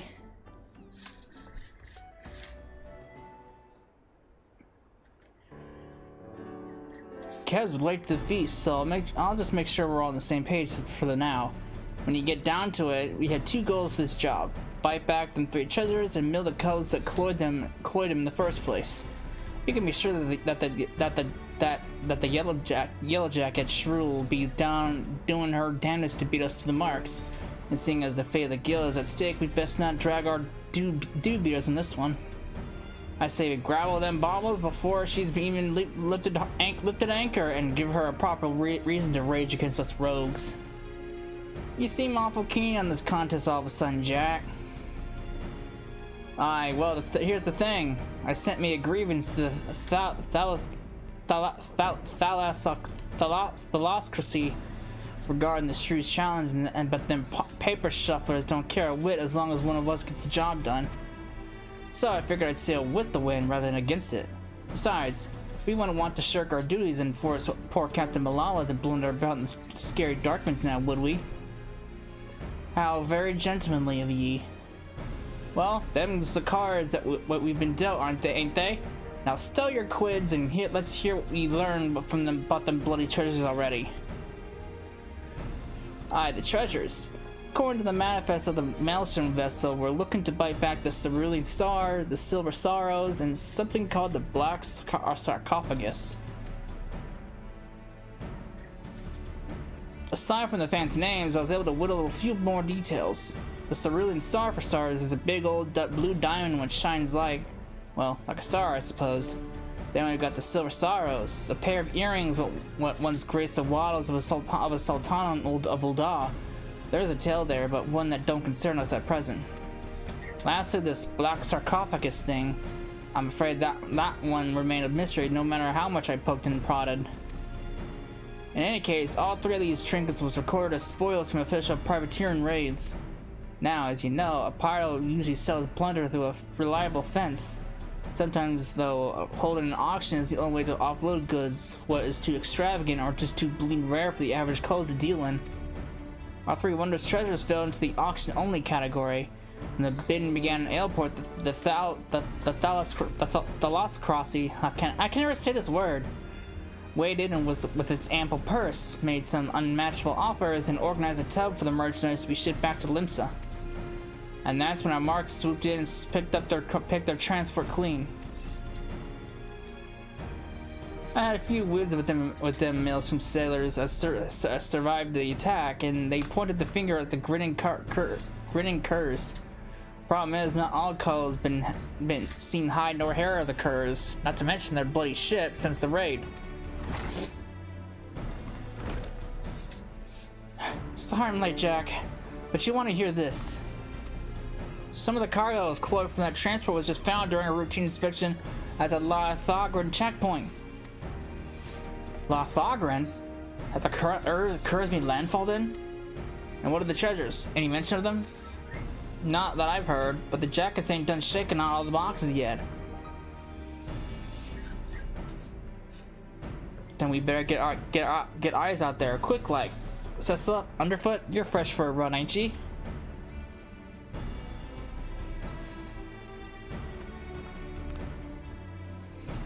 Come on, lass, I'll race you out to the checkpoint. I'm guessing that's by Moravi Dry Docks.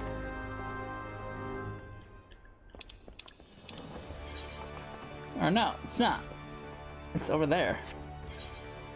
Alright.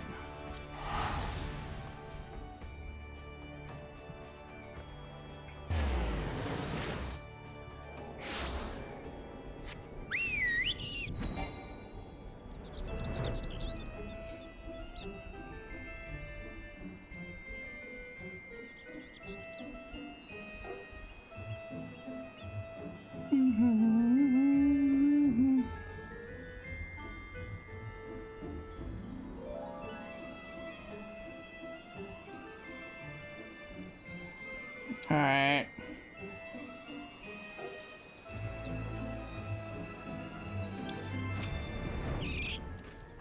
I want to race! You owe me a pint, Cecilla. Japes aside, though, looks like Kev was right about the cargo. When I've been able to catch from the swaths at the gate, it seems that Petal was boned for carrying goods what was known to be aboard that transport. They carted the poor sod away in chains, but the cargo is still here. I saw a pair of jackets carrying boxes up that wooden ramp. We need to know what's in them crates. I get the feeling they won't open their gons for the asking though. Not while this fool's challenge is going on. Do you think you can skulk over there and see if they found them treasures yet? Alright.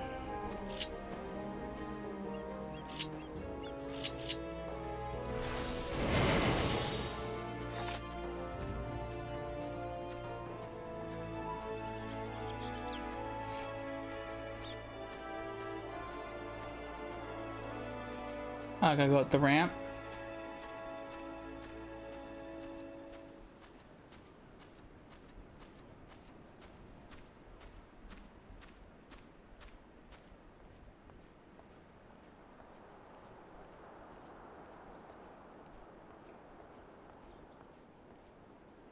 Two yellow jacket soldiers inspecting the seized cargo approach them while cloaked with your high ability and intend to listen on their progress.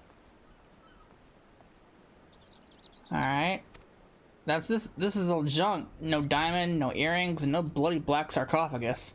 Looks like we'll have to lean hard on that skinny peddler if we're to find them treasures. The sergeant says the merchant's still pleading ignorance. Claims he was hired by her to carry the goods to the checkpoint and not else. What a pile of puggle shit! I'm guessing the pirates have split the cargo and are trying their luck at every checkpoint. Captain Malala has already given orders to double the guard and inspect every cart and wagon that comes through.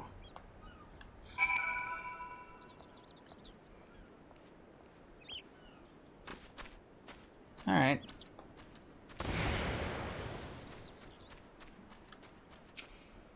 So they found not of value, eh? Benet, I thought we lost the contest before we even properly started. But be that as it may, something don't add up here. Why would you order a cull to carry goods through the checkpoint? No smuggler is that daft, surely. And even if by some miracle of the gods you squirmed through Lothogran without raising a fuss, why would you risk taking merchandise back to the city what you colluded from? No, there's a bigger picture here, and we need to take a step back to see it. Assuming the Curs hired the peddler to do the dirty work, there'll be someone in the shadows as brokered the deal. And I just happen to know a cover, which makes it his business to oversee these kinds of shady arrangements. The thing is, this black marketeer bloke changes his haunts depending on how the wind breeze blows. Quite literally, in fact. I seem to recall the Navigator's veil being shifted by a westerly this morning, so that put him...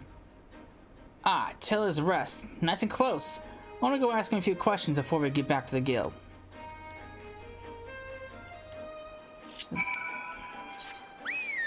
Where am I going? Over there? Alright. Easy.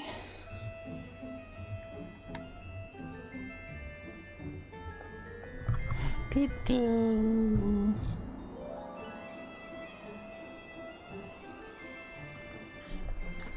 Oh boy.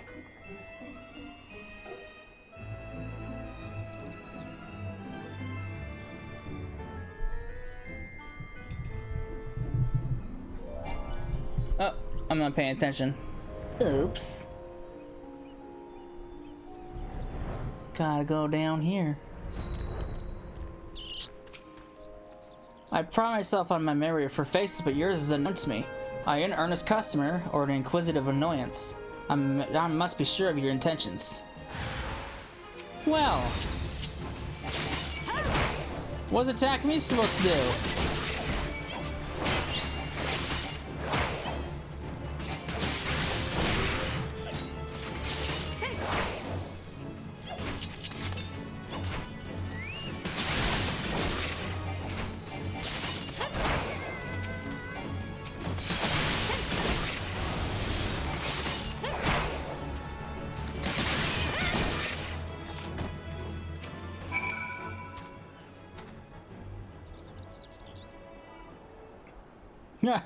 The dance is old, but the name is new. Put away your daggers, rogue. I have peddled my wares to your kind since the upright thieves stalked the night. Speak! What would you have us have of this humble merchant? Still tormenting the cults, eh, Granddad? We've come for information on a smuggling job. No, there was a peddler that was caught at the La Thogran checkpoint moving merchandise for the grinning Curs. Pleaded innocence even when he had the screws put to him. You wouldn't know aught about the deal, would you? Every last sordid detail. Not even a single grain of stolen sand passes through the chest shadows without my knowledge. But such prickly wisdom lodges tightly in one's throat. What have you brought to ease the pain of its passage? Spare me the theatrics, Granddad. Here's your usual purse.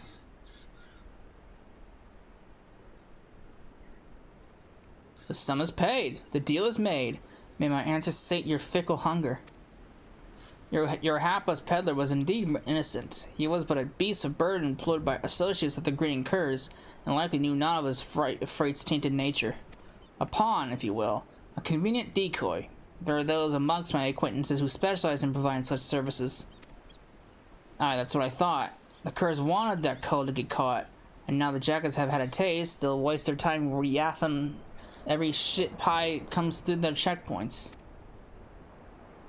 Meanwhile, the real treasures are hidden away in the Darkmans along with the grinning Curs. Not the Darkmans, Master Rogue. The Mist. Aside from the Charlie Merchant, the Curs associates have spent coin on another piece for this little game. A navigator. One who is practiced in piloting a vessel through the Doxy's pull. The Doxies? The gods only know how many ships sailed into that fog soup and never come out again. And that's where you said the Curs have gone aground? Now there's a trick what took some bollocks. So once their hunted tub was sitting dimmer in the mist though, it would have been easy to see to have these associates of theirs ferry the junk goods to La Nocia. Then the canny cubs that just needed to wait for the pillar to get boned and draw the glazes of the Yellow Jackets inland. We need to strike now. As soon as they learn the coast is clear, they'll flee for open waters. A fair appraisal of events. Now that you know the location of your marks, however, it will not be so difficult to track them down. The Doxy's pole was once an impenetrable shroud, but ever since the calamity, the mists are less constant. Narrow your search to the heaviest banks, and you'll soon uncover those who wish to remain unseen. But now, a warning. The mist conceals other dangers besides the dogs you seek. A careless step may land you upon the chopping block. The chopping block? You can't mean...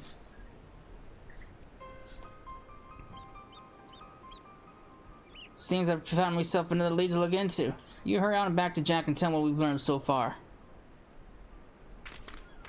Okay, he probably knows something that I don't.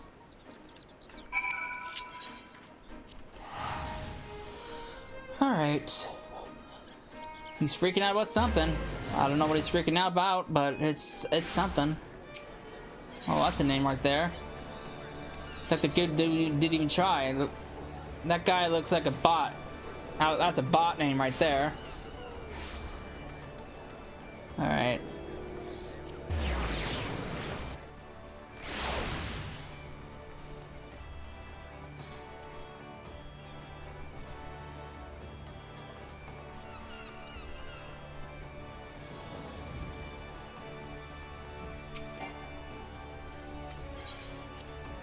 Alright, Jack, I got some news for you, buddy. I have a lead. About time last, he was gone so long I almost sent the stray after ye. What happened to Underfoot? So our marks on their bitten balls are snuck inside the Doxy's pull, eh? I'll not discount the old man's warning, but we may not have a better chance to crush the curs and grapple them treasures. We board the ship right now. You, me, and Keb. I suppose we'll be needing ourselves a tug for the voyage. I'll wids with Swarsint and see what the dry docks can spare us by way of a ship and a reliable crew. Get your kit together and meet us there.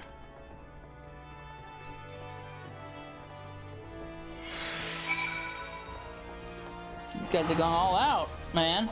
Alright. There's no easy day in the life of a rogue.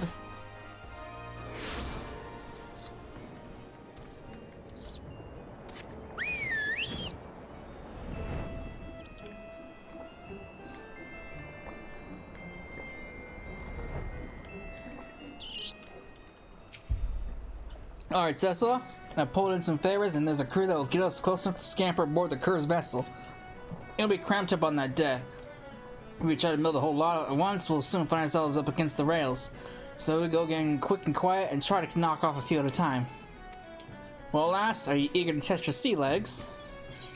Let's do it.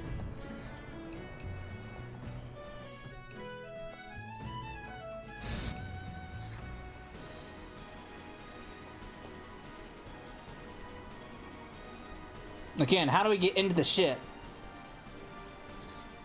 That's what I want to know.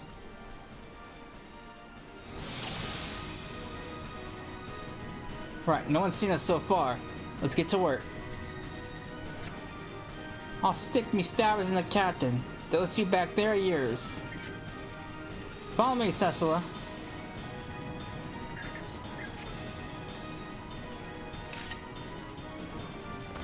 Rogues? All the bloody way out here?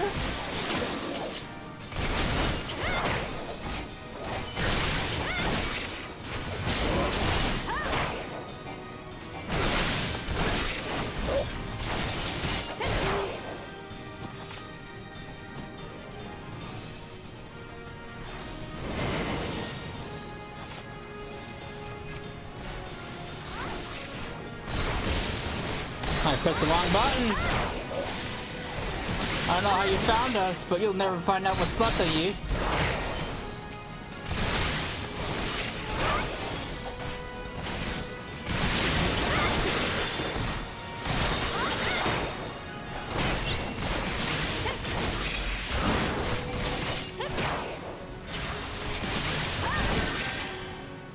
Slippery bastards! Let's see how quick you are. Open the cage, let the crowd off his chain.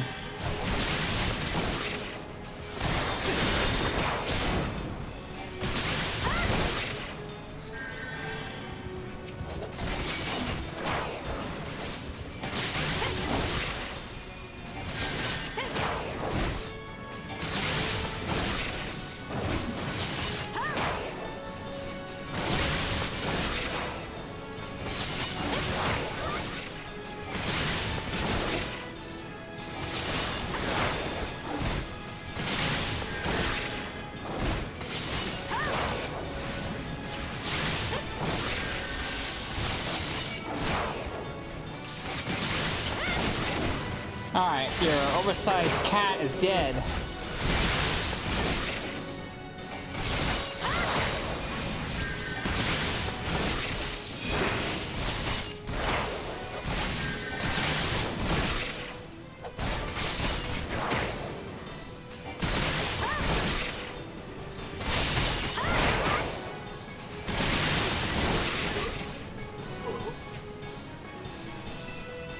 Oh, that's easy.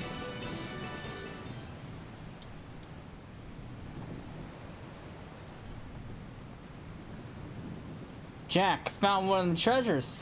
Unless there's another fist-sized blue diamond on board, it's gotta be the cerulean star.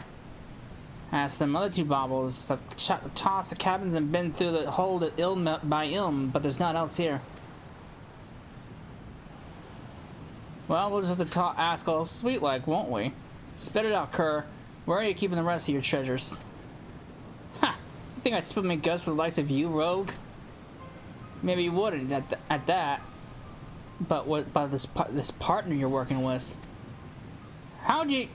We don't need no partner. So, you're telling me this is all your own idea?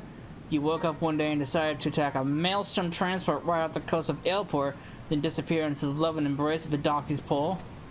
Not exactly your style, is it? The gritting curs are too bleeding famous for being the crew what turned their snouts up at privateering in favor of keeping you to the old ways. You've only escaped the Yellow Jacket's grip this long by crawling on your bellies and snatching scraps what fell from the table.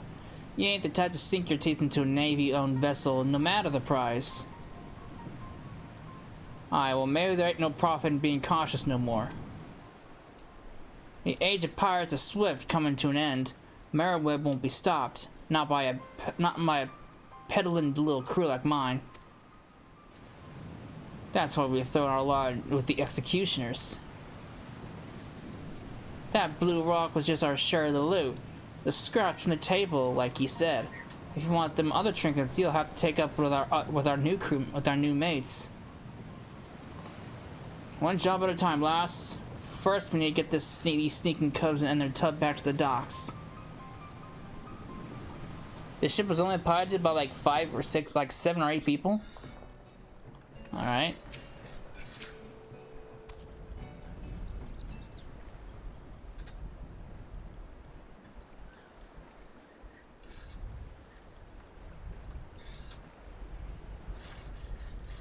Putting aside the issue who gave the orders, there's no doubt that there was the Cubs who raided that maelstrom ship.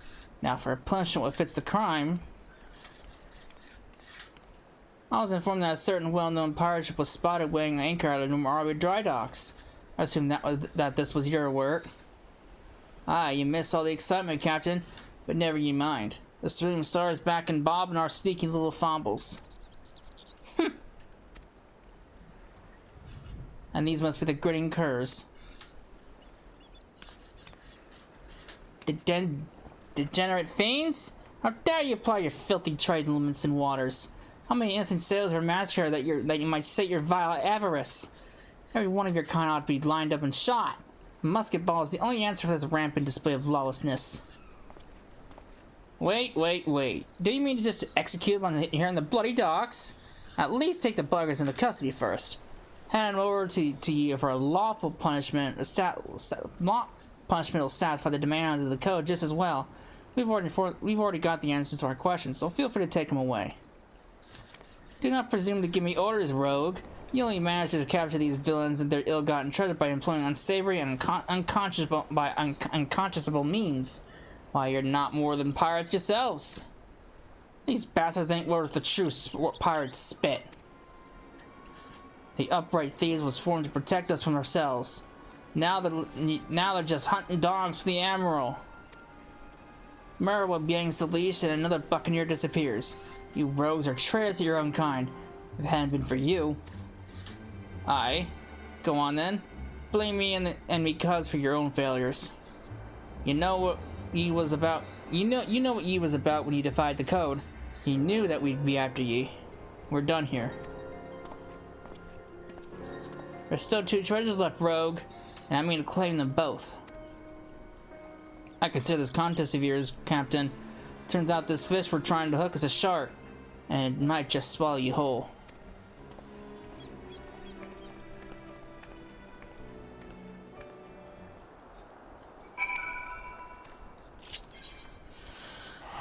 Oh. Well then.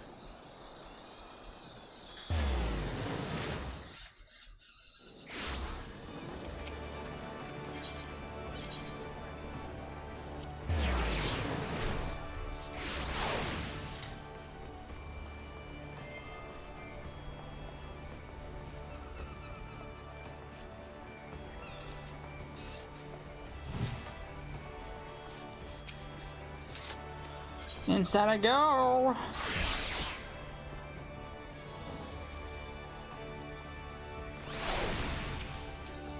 Benet, work on that ship, Sessa. First blood is ours. How do you take your fight in the sea? There are few that can drop an opponent as quick as a rogue, but mind you don't exhaust yourself just flailing your blades at the tougher coves. And that goes double for when you mates on your flanks. If you notice yourself starting to flag, oops, shit, I skipped it. I said it before last, but I'll need to sharpen up this carved seal for what's to come. I'm afraid this will be more of a challenge than even what that little shrew was bargaining for. That's assuming the curve wasn't lined with the executioners. And the executioners are who I bloody think they are. Twixt you and me, though, I'm hoping the name is just some laughable coincidence. Oh. Alright. Apparently some history. Alright. That is a level 20 quest, so we'll be back once we're level 25. Alright, we are here. We're level 25. Jack. Have you have any news about the second stolen treasure? The Sweet Sorrows. Hell there, Sessa. We have a rough job ahead of us, and that's a fact. Matters are tangled enough with what that Malalo's more snapping at our heels, and we still managed to grapple that first trinket without too much fuss. Buying back them other two treasures, though, that'll be a different story. Once the stray gets here, I'll explain what, or more to the point, who we're up against. Oh boy. What's happening? Alright, two baubles left on the list. The Silver Sorrows and the Black Sarcophagus. Let's see where we're at. Oi, where's Perimu at? Got to. Underfoot? He's still looking to wood of the tail behind that bleeding sarcophagus. We'll not be clawing that stickler until we've at least got an inkling as to what the bloody thing looks like. Treasures aside, I've been doing some digging on my own into these executioner allies of the Grinning Curs, and I'm afraid their name weren't no coincidence. Sessa, you've heard of the bloody executioners, I hope. It seems them Curs was feeding from the fumble of one of the nation's greatest pirate powers. I believe I heard of them. This ain't no ordinary crew of cutthroats, lass. Within them some laments of the bloody executioners wield a power and influence second only to the Admiral herself.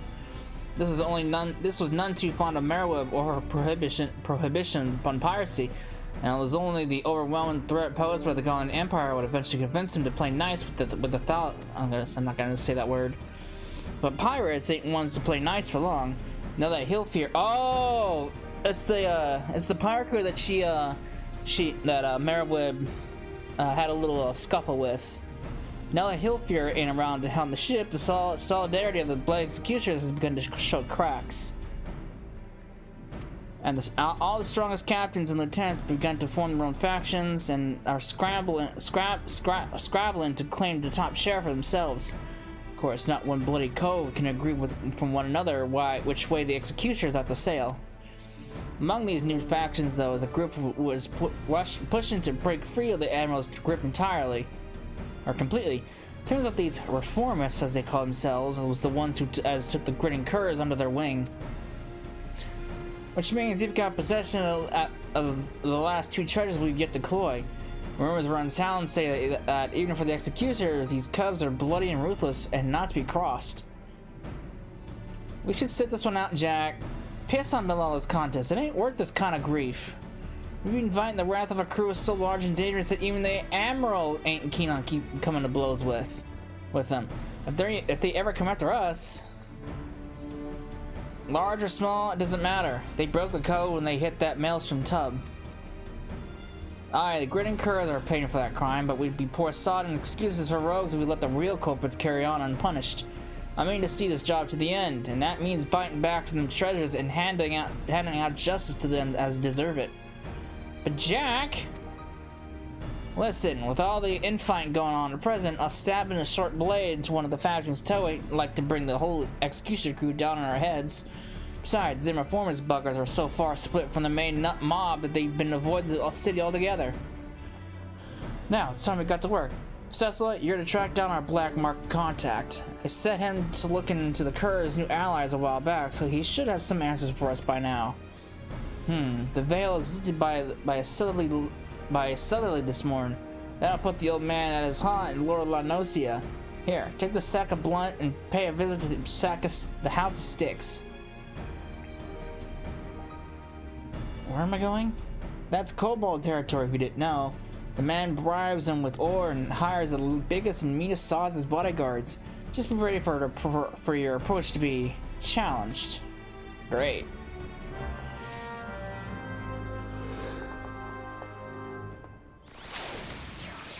Alright, Lord Nanosuya.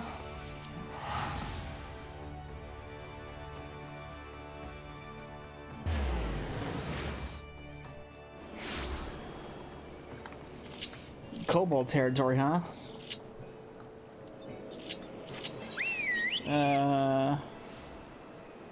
Where we're going? I'm going way the fuck up there, huh? Going like way up to the frickin' zone, pretty much. Way off in the distance. This is Kobold territory? Really? There's not a single Kobold on this map.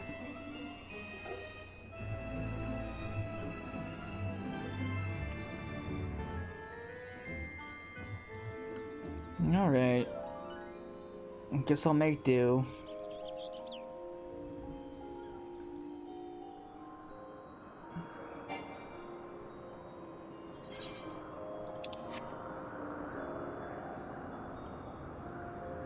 Way over there, huh?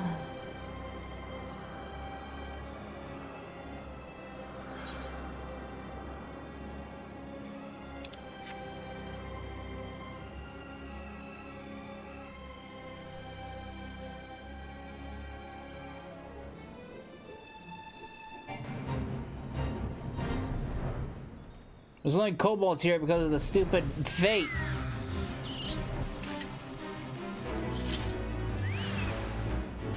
Well, I guess there are kobolds here. I'll be honest with you, I seriously didn't know there was kobolds in this area.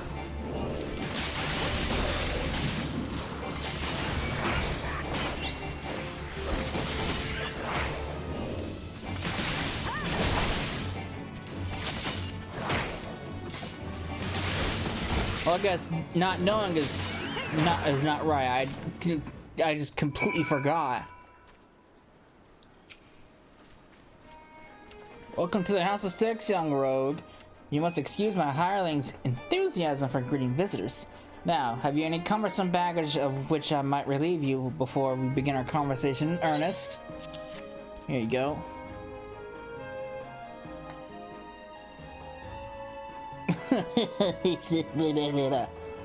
Alright, a heavy burden for one of your tender years to bear, but its way has balanced the scales. The sum is paid and deal is made. Let us speak of these reformists. This faction that's so wrong the code now seeks to peddle one of its stolen treasures, the earrings better known as the Silver Sorrows. The deal it is said is set to take place in Casa del Sol. The buyer? A moneyed merchant from the golden sands of Ul'dah. The earrings will be out in the open, vulnerable. I would target the moment of a transaction or I so inclined. As the gentleman up there by the cabin appears to be, for he purchased this self-same information. Though he attempts to disguise his identity, the stench of a soldier yet lingers. I know not where one such as he came to learn of my existence, but I suspect he works for a certain yellow-coated captain. You try to hide it from me. Brave she is, but foolish. Stumble blindly into the underworld, and your groping hands will not save you from the holes at your feet. Sudden shall be her fall. Oh boy.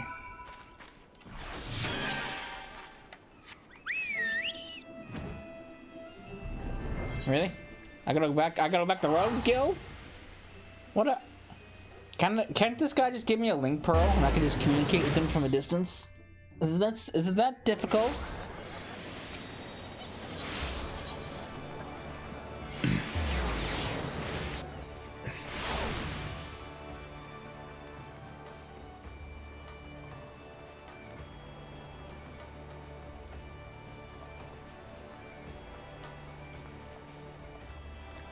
Alright.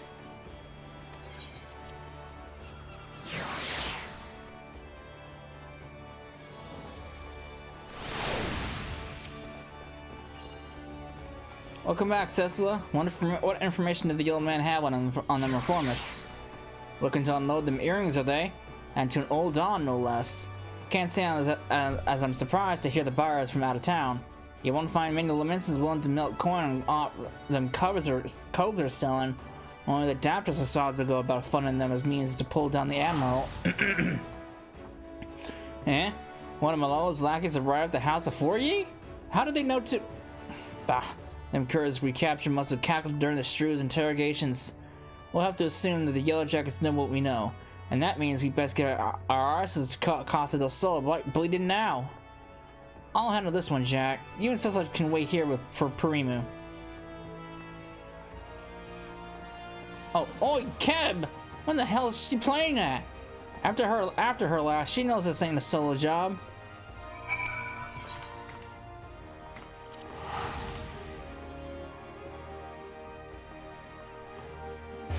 Alright.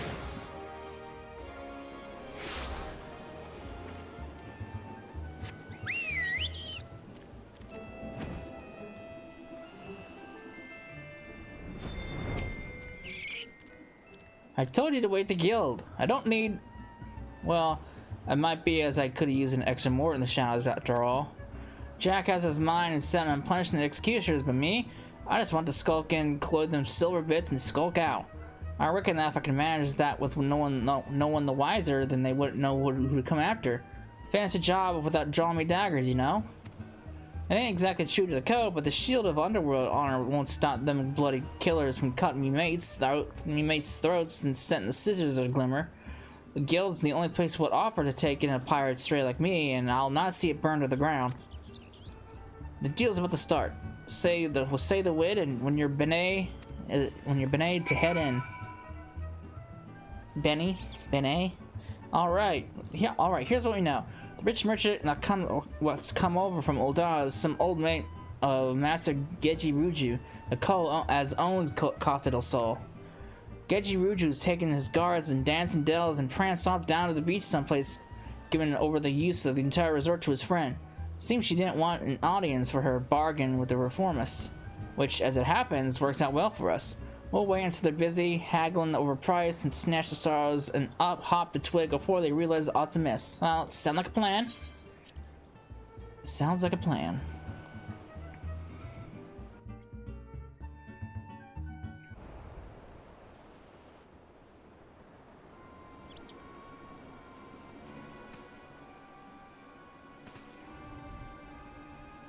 There, the players have arrived. The reformists, coin counter, and the Ul'dah buyer are setting up to the southeast platform. The earrings ought to be nearby. Hang about. Who are all these other culls? The place was meant to be empty. I see some nasty looking blokes in Ul'dah garb, and are those mammoths? The merchants brought along a whole bloody entourage. Uh-oh. I've gone and got ahead of myself. I should have realized the job would never be that easy. We'll have to mill a few of them bodyguards first, I reckon. You don't want to fight through a forest of blades just should you get caught sneaking about up on the narrow walkways. Jack, I thought I'd stole your excuses, love. I know full well what you were about. You start going off soft on us, though, and I'll be like losing one of me arms. Can't take on the blade executioners all by myself. It's only because I got rogues like you and Underfoot and Cecil here that the guild can take the jobs it does. When our coves that block the shadows, it's the bleeding pirates what do the trembling. Remember that, Keb. We ain't some two guild robbers what piss their breeches when their daughters are caught in the honey pot. We're the knives and the darkmans, and no bastard wants to go blade to blade with the likes of us. I see you've not changed your mind then. You'll need all the stabbers you can get, and I promise mine will be there when you need them. Benet! Now, let's carve a path to that platform and bite back the earrings. Keb, you hide yourself down by the rocks in case the marks escape during the fighting. Cecily, you and me will split up and mill the guards as we go. It's them puppets that concern me most. I suggest you crash them little buggers before they spring up any rum fun. Creep in as close as you dare and give them a good solid clout from behind. I ain't the most original strategy, but that don't make it any less lethal. Once you're done with the first group, slip back in the shadows and move on to the next. Not to it, eh? I'll head over to the back while you starting from the front. Let's wrap this up before them jackets blunder in and scare off our marks.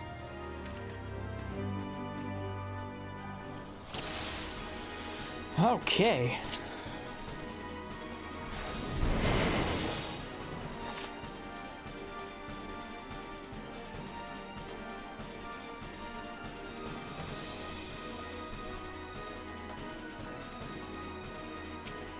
Need this mammoth to kind of like move so I can get him with the trick shot.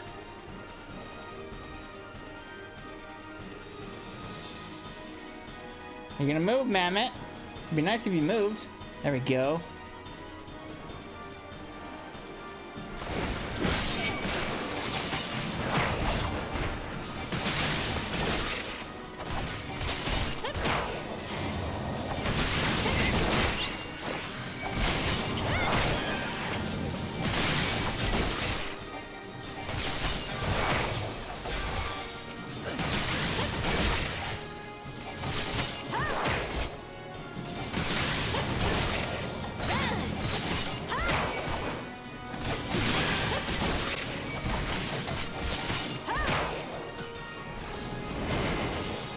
Alright, moving on.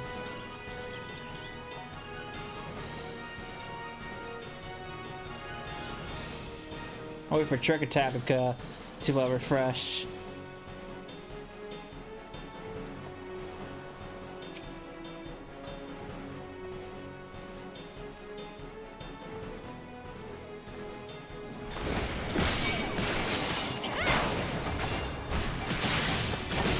These bastards made it solid rock! Cessa, get over here and start shipping.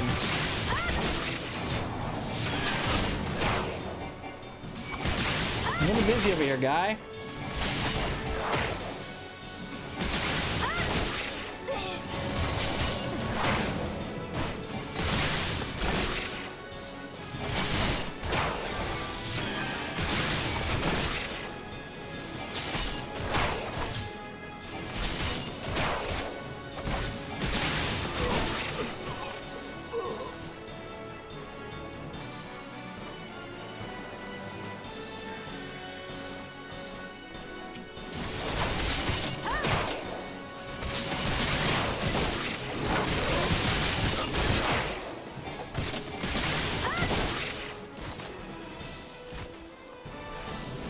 Now for them earrings.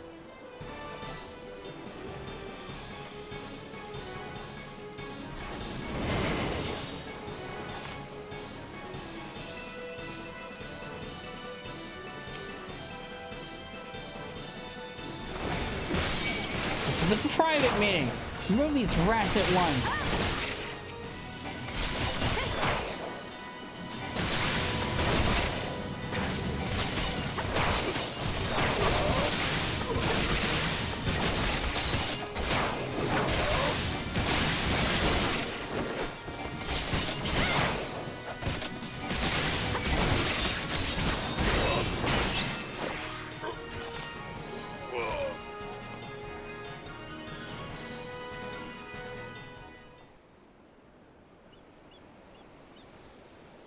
Rogues? No mention not about rogues. What in the hell do you think you're doing? I'm conducting a business transaction on behalf of the Blood Executioners. Do you understand what that means? Do you know what they'll do to you? I'm all frightened. Odd then that you're the one asking who's shaken. Don't matter much to me who you work for. Your bosses broke the code and we're here to collect. Those would be the Silver Sorrows then. I'm sure you paid a caravan a coin for them shiny baubles. And I doubt they're worth your life. Now, let's have them then. Wait, damn you! You should know that this personage is an extremely influential member of the East Aldenar Trading Company. Surely you've heard of it. If the threat of reprisal will not stay your hand, then consider the political ramifications of interfering with a foreign dignitary. The Admiral would not desire you to damage Limsa's relations with Ul'dah. Yes, exactly. I'm very highly placed in Ul'dah society. I have powerful friends who would not be pleased were you to mistreat me in any fashion. And you must understand, the silver sorrows are a historical treasure. A gift once bestowed upon Sultan Nanasha Ul Nasha by her champion. The earrings were later stolen from the royal vault, and we lost hope of ever recovering them. That I might so easily purchase them thus is a miracle. The return of these trinkets will be, that is to say, the sorrows must be returned to Ul'dah. Can you not look the other way for the sake of my nation's pride? You must think me some dull-witted thug. This deal is being made on behalf of your country, then why are you sneaking about and consorting with pirates? An excellent point. One might doubt your quality of character were you to continue with these feeble fabrications.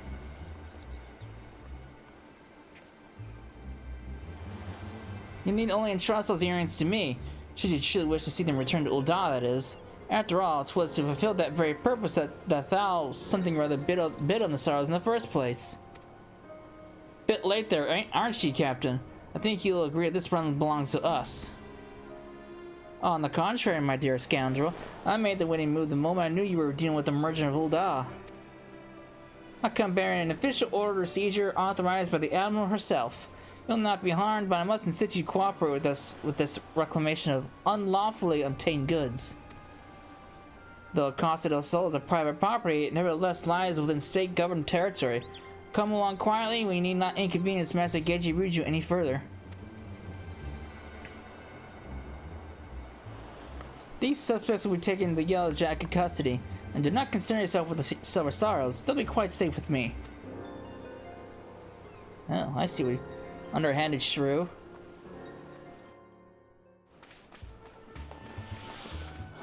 Oh boy.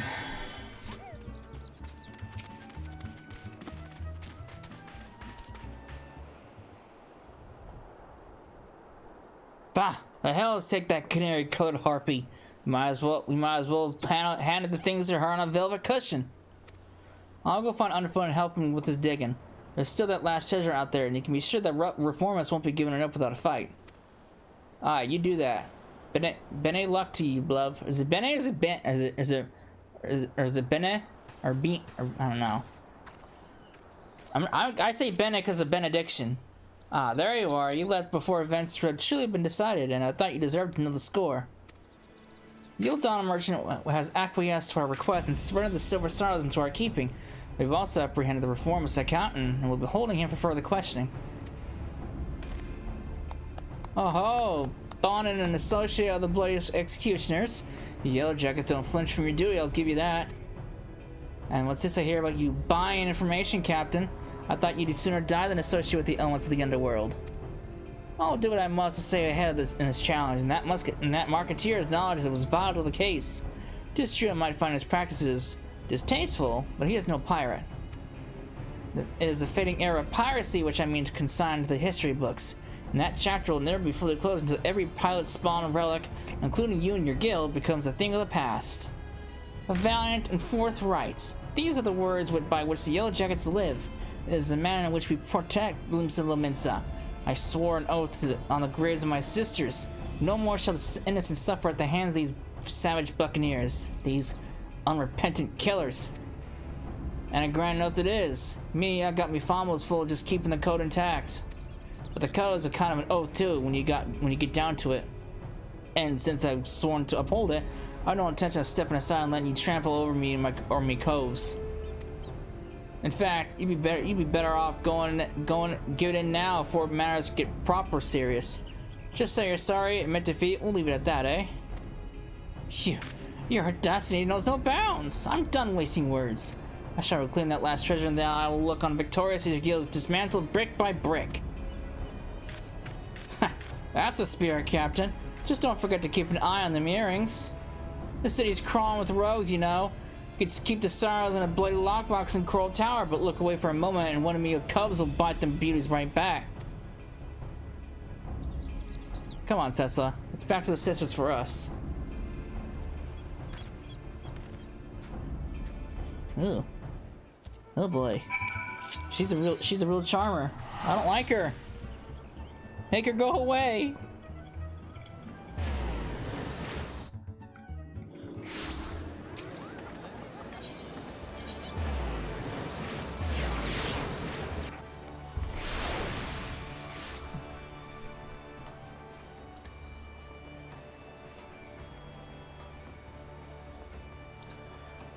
All right.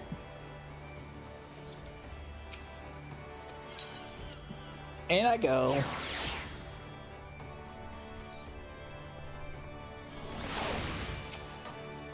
Well, after all that hard work, the shoe made off with the spoils. As far as her damn contest goes, I suppose it makes us even.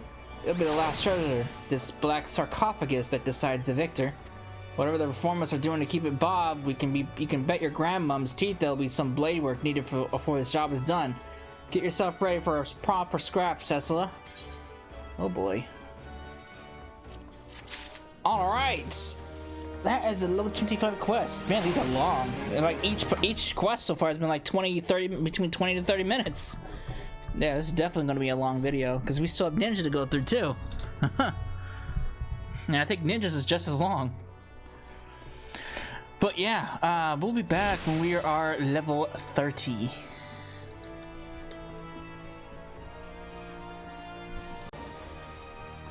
Alright, we're level 30. Jack, we got one last treasure to find. So this is gonna be the win all be all of all challenges. Well, have you any new information for me? I was wondering when you'd show up, Cecila, but bugger me if you don't look ready to mill an entire crew of soldiers by yourself. And Benet that ye are, because we finally uncovered some hard facts about the last treasure. Won't be long now before we cloy the wooden piece and put this DAP challenge to bed. Alright, I've gathered the other coves for a meeting, so let's get down to it. Alright, what are we looking for? At long bloody last, the black sarcophagus has given up its secrets. Underfoot, you some news for us? Aye, Jack, I think half our trouble is in the truth of it, calling this nasty thing a treasure. The black sarcophagus ain't no dimber bomble. Though it's the Mark something Magitech mine, a bleeding prototype explosive that was bitten from an Imperial transport vessel. And even though it ain't that big, maybe the size of a small cargo box, they said the blast would be enough to kick it into incinerate a bloody behemoth. Seems that Garland is meant to start production at their factory in La Nocia, then distribute the mines through the Castrum Marinum. Luckily, some plucky privateer cleared the prototype en route then, eh? Experimental weapon. That explains why the something or other was so bleeding eager to bid on that auction, and so reluctant to share details with us. At last, now we know the what, but there's the question of the where. The couriers delivered their bitten goods to the reformists, that much is certain. What happened to the sarcophagus after that, though, we ain't so sure. There have been no reports of huge explosions or the like, so either the executors still have the mine, or they peddled it to some other buyer. The reformist faction came together out of their shared hatred for the Admiral and her ways. I'm guessing they didn't clear that bomb just to sell it. What is it, Lonnie? A letter for you, Jack. It says it's urgent. A letter? Who's it from? The old man. I found it while I was sorting through our daily deliveries.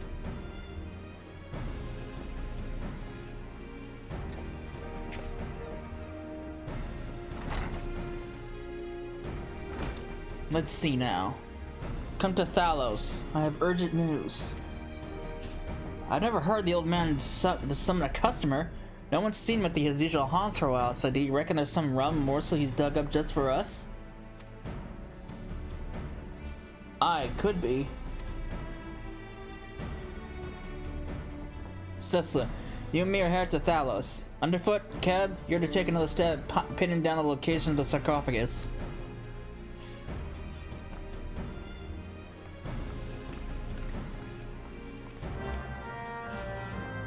Alright.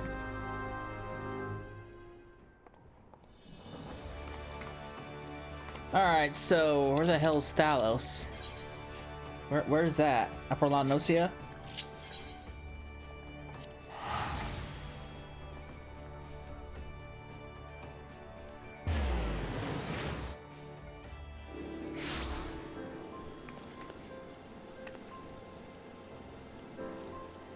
Alright.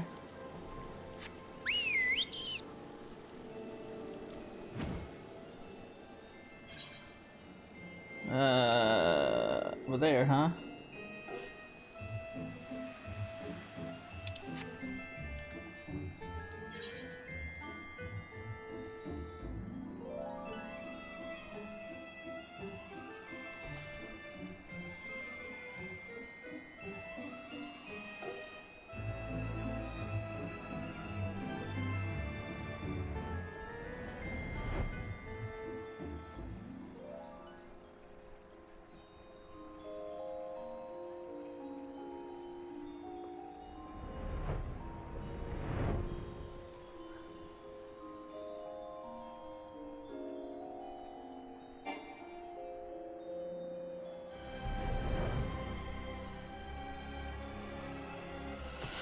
Alright.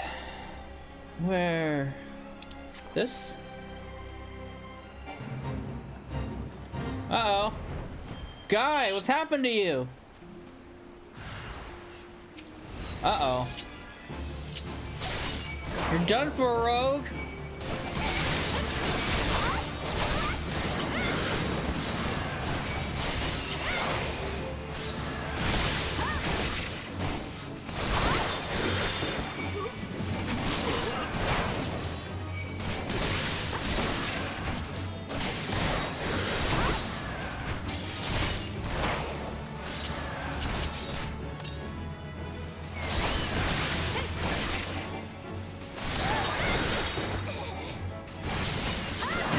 You're not a good healer, Leech. He's dead.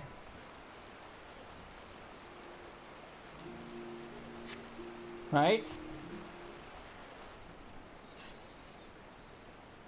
You're wasting your time, darling, when you open that Scragg's wrinkled throat bells ago.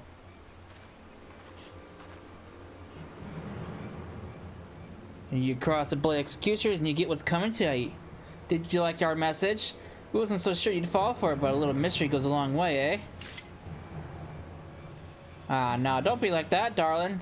Me and me Mason didn't have much choice. When the boss says go play with the rogues, then we gotta go play with the rogues. After all, we never asked you to come ruin our game, now did we? And don't give me no long-winded speech about your precious code. The reformist vision stretches far beyond what them tired old rules is good for. Once Captain Icebear takes command of the executioners, he'll give us back the teeth we lost when we submitted to the Admiral's leash. We'll be the terror of the sea once more, free to rove and plunder in a new age of pirate glory. And I'll bathe in blood to see that age come to pass. I'll kick down your shit stinking code and have all your sneaky ads on the chopping block. Like hells you will. The only sentence what's being passed today is yours. Oh, hello there, darling. Ain't she a fine-looking lad? I've heard all these prattle before. Free to pillage and plunder, is it? It all sounds grand, but you don't think of the price. That shit stinking code is the only thing that keeps you bloody codes from milling one another. Without it, without limits and limits to call home, you'd be adrift in the ocean of quarrons. And if you're so keen to keep company with the dead, I'll be sod and happy to oblige. You was a prettier with your gob shut, but I can see I'm out of my depth here. As much as I'd like to lop off your noggins, I'll have to be satisfied with dragging the two of ye out of the into the wilds. Kept you well out of the way, haven't I? Out with it then. Ain't it obvious? You stubborn scrags is looking to swipe our new toy, and my job was to stall ye. The captain has the mind with him right now. He's about to show the rest of the crew, the rest of the executioner, that he's got the stones to sit in the leader's chair. And what better way to do that than executing the bitch would snap the chains on our crew? He's targeting the Admiral herself? You're planning to blow up the command room, ain't ye? You have me permission to panic. Of course, if you'd rather steer clear of the city, I'd be glad to keep you company right here, sweet meat.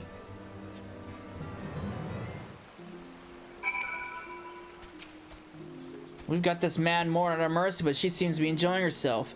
I better drag her back to the guild and see what other information she'll spill. I'll need you back in Limsa as well, but you business at the foremast first. We should find Captain Malala at her post there. Forget about the sod challenge and tell her everything we know. Unless me judgment's well off kilter, she'll do what needs to be done.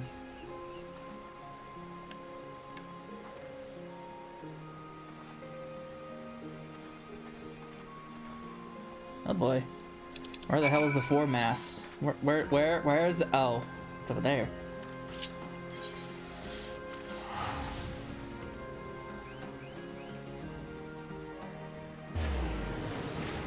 All right.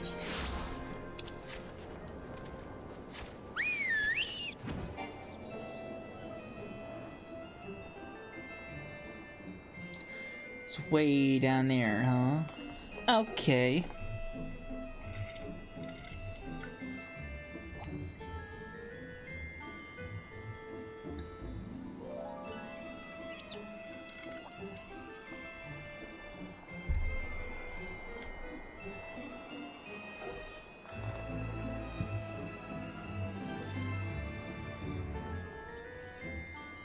Malala, I see you!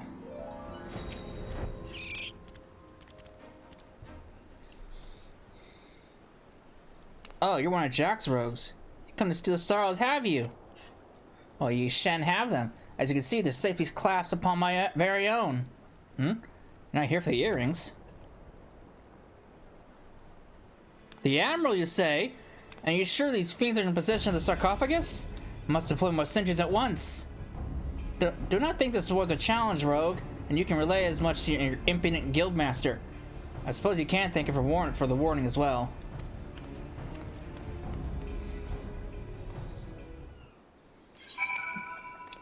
That's it? Really? No, there's gotta be more than that.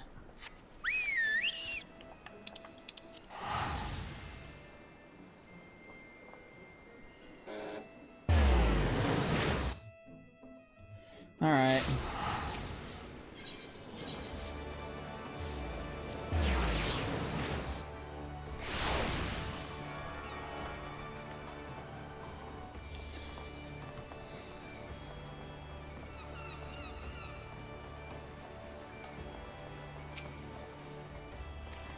Inside I go. Let me in, Lonnie.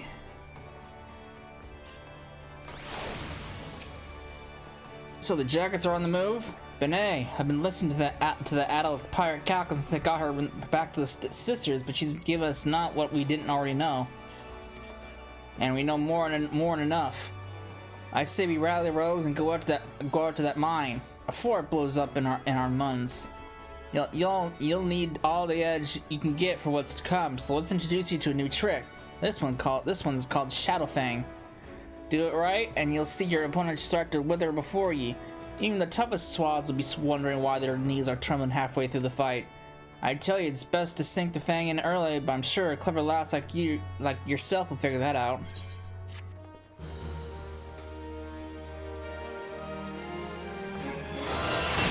Nice.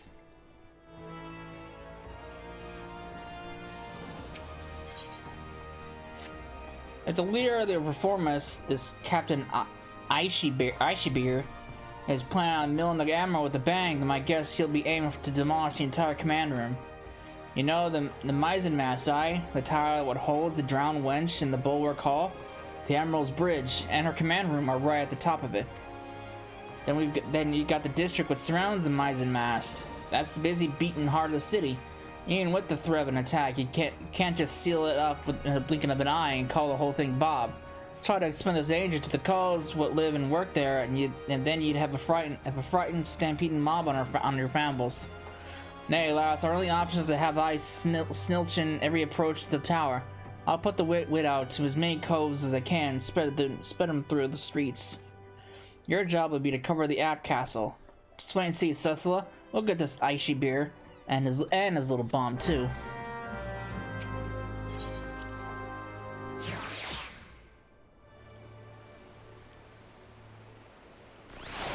Alright. Yeah, the castle it is. Let's do it.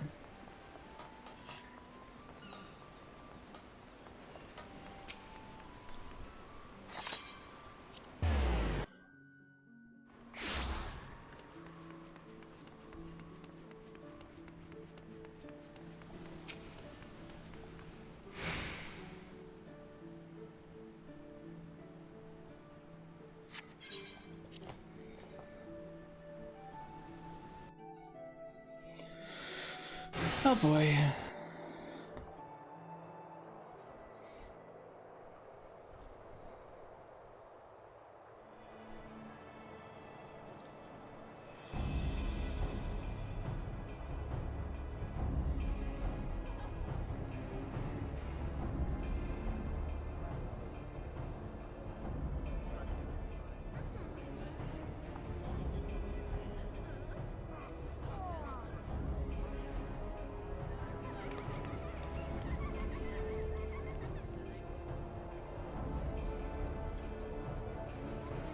So far, no one's found anything yet.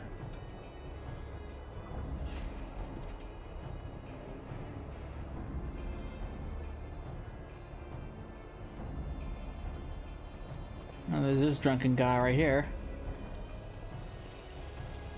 The fog picked a grand night to roll on thick. This will make things interesting.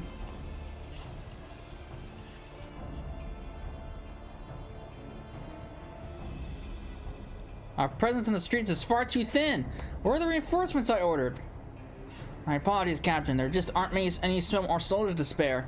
The bulk of our force has already been assigned to guard not only the Admiral, but a number of other high-ranking personnel as well. Unacceptable! What would Commodore Raynor be thinking? Oh, there are dangerous criminals stalking the street as we speak. Call in squads from the outposts if you must, but I want to see our security tightened and the populace properly protected. But Captain, we can't be certain the pirates' plan hasn't changed. We consider the possibility that they've switched to a target outside the walls. It would be vital to weaken those defenses. You made your point, Sergeant. Return to your post. I mean, he's got a point.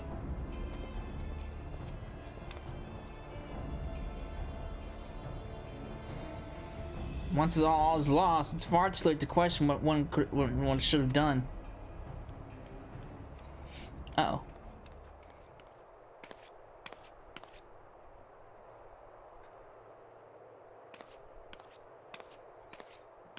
You seem troubled, sir. Perhaps I can be of assist.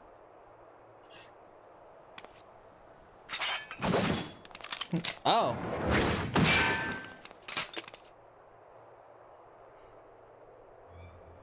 I've been dying to meet you, lass. I keen to set eyes on the bold yellow belly. What cost our crew a fortune in Uldon coin? You're an executioner. One of Ashabir's men. You've strayed too far into a world you don't understand, lass. Your eyes is fixed in the light of justice and leaving you blind to the chasm opening up at your feet.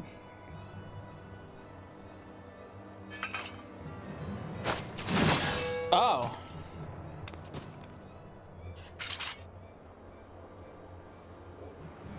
At last you'll say you died with your boots on, or at least.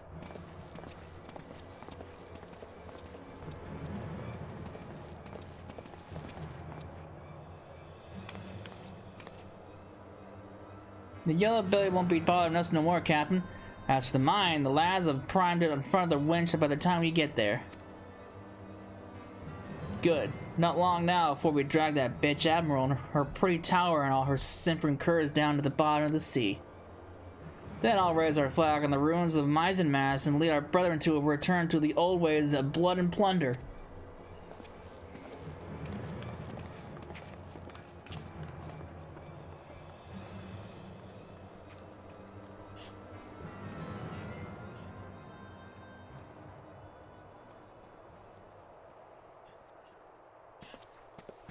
Should have had that last bottle. Bottles? My wife's gonna kill me. Huh? What's that then? Oh, she's still alive.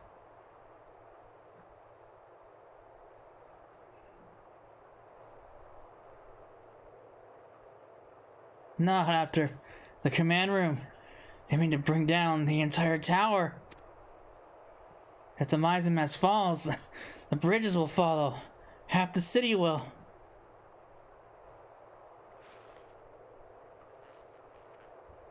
Please, you must help me. The danger, far greater than we. Bloody hell, he's alive! Oh no, I didn't see nothing. Didn't see nothing.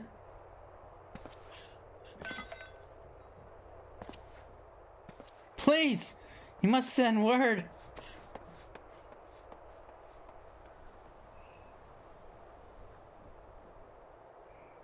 Someone must be told.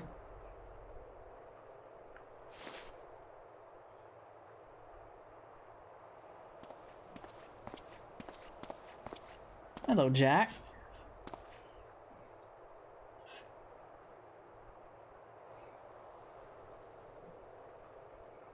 How you? How did you? I mean, he was right near the drunk. Your valiant, forthright weapon. You hear that single pistol shot from miles away. Weren't hard to guess what happened.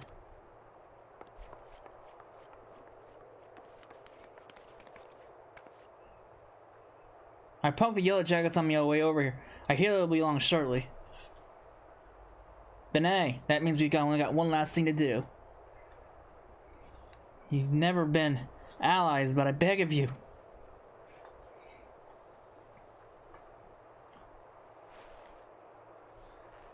You must stop them.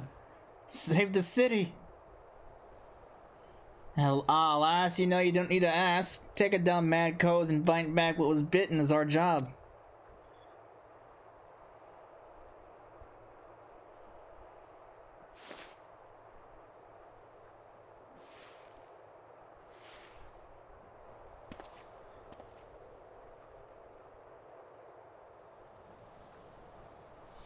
You all set then? Ready, Jack? Always.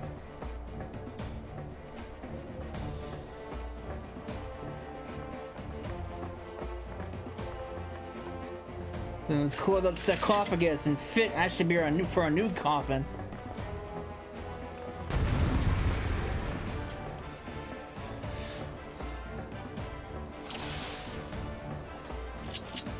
Make for the Mizamas and find Ashtabir.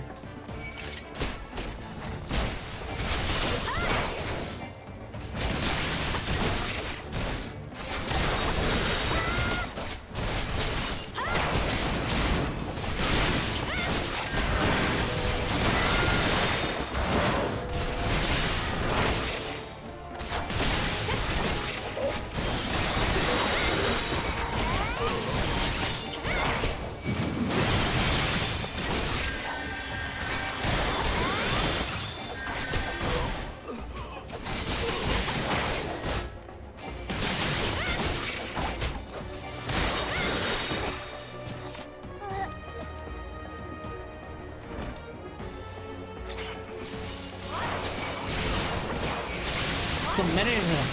The whole bloody crew is here.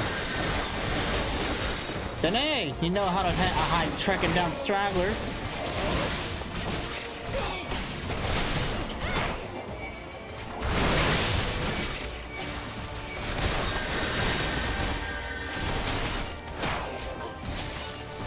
You know, the mine must be pretty big to take down this whole damn tower.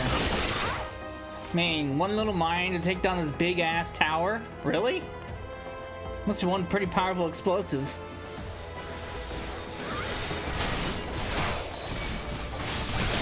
Can't stop us now, Scrags. Only 3 minutes until the show begins. What? That's it then. Fine, smash some detonators. Check the ramps from going up and down. Cecil, mill all the detonators. We'll keep the codes busy.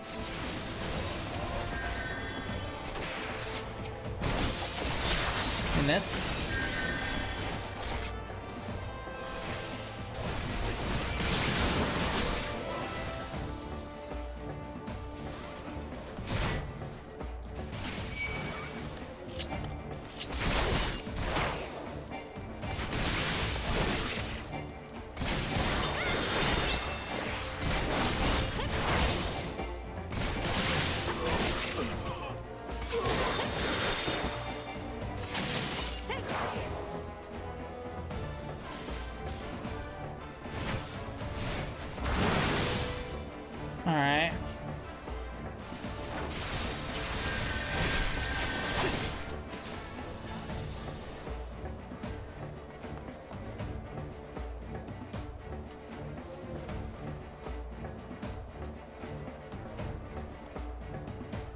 I'll fight you. That gun don't mean shit to me. Clearly it doesn't.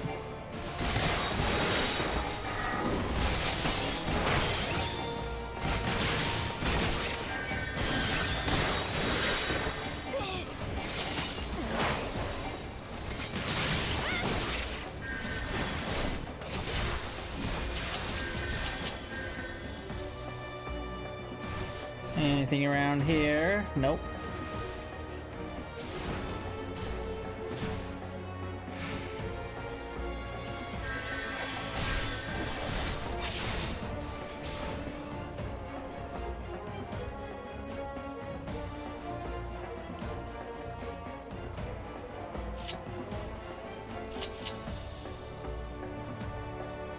Aha.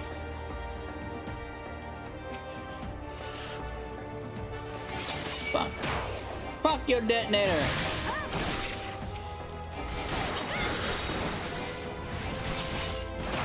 The light in the mine went out. So disable the sarcophagus. That's the bomb taken care of then. Now these bats will get our full attention. Damn you, Rogue, and your smiling code! I'll have your bloody heads for this!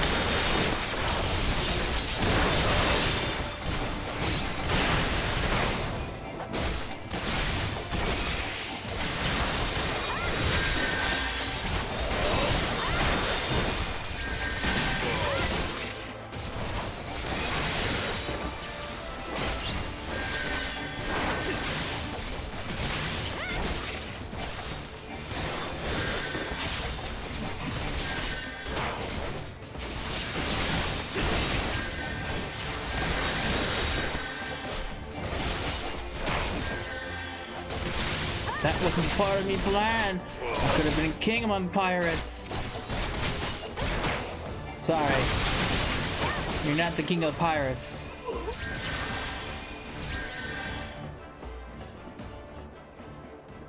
That was fun.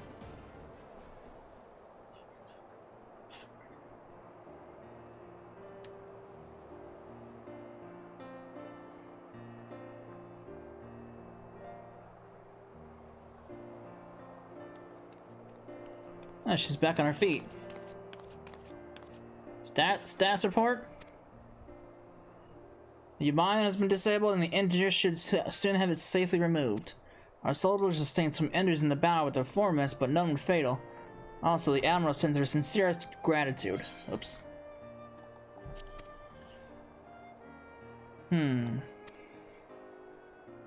Look, there she is! That's Captain Malala, the hero of Limsa Lamensa! Excuse me. Where's my credit? You're recovered from your wound, Captain. We heard you were nearly lost your life when stopping the horde of pirates from blowing up the Mizzen mast. 3 cheers for the Yellow Jackets! Our city would be lost without ye. But wait, that's not how it... Sergeant, what are the rogues? Did they survive the battle? I don't rightly know, Captain. All I found near the sarcophagus were reformists, either dead or strung from the rafters. Alive, then. It would seem we are deeply in their debt. Captain, might I have the silver stars from you now? We've been ordered to hand them over to the Commodore along with the black sarcophagus. Why, of course, they're right here. Nope, they're gone. The earrings! I could have sworn I was still...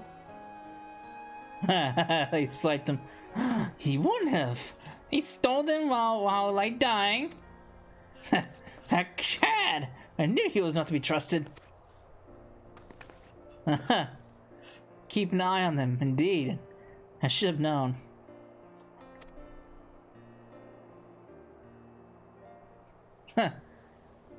He swiped the earrings from her. That's funny. That's great.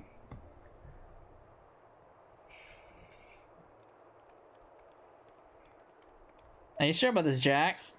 We should have clothed that sarcophagus as well. He's wearing them. I think she's earned it, don't you?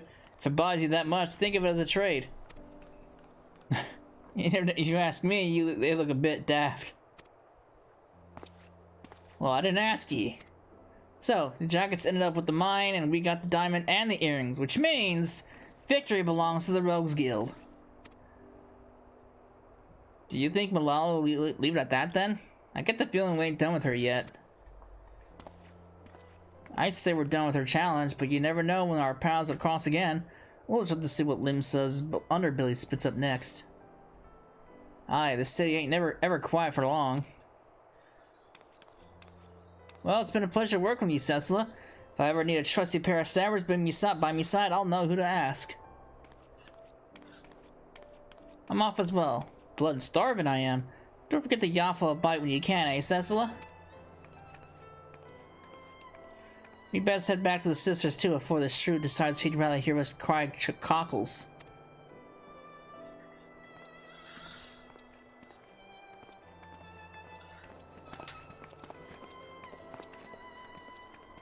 But night work, Cecila. Be seeing you soon. And he's gone. What are you, a ninja? I mean, he's close to a ninja, but...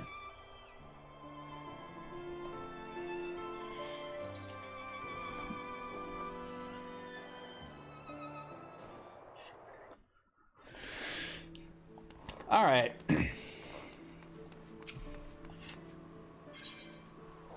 Back to the Fisherman's Guild!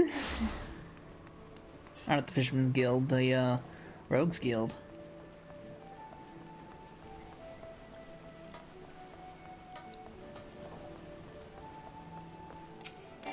Sir, let me in.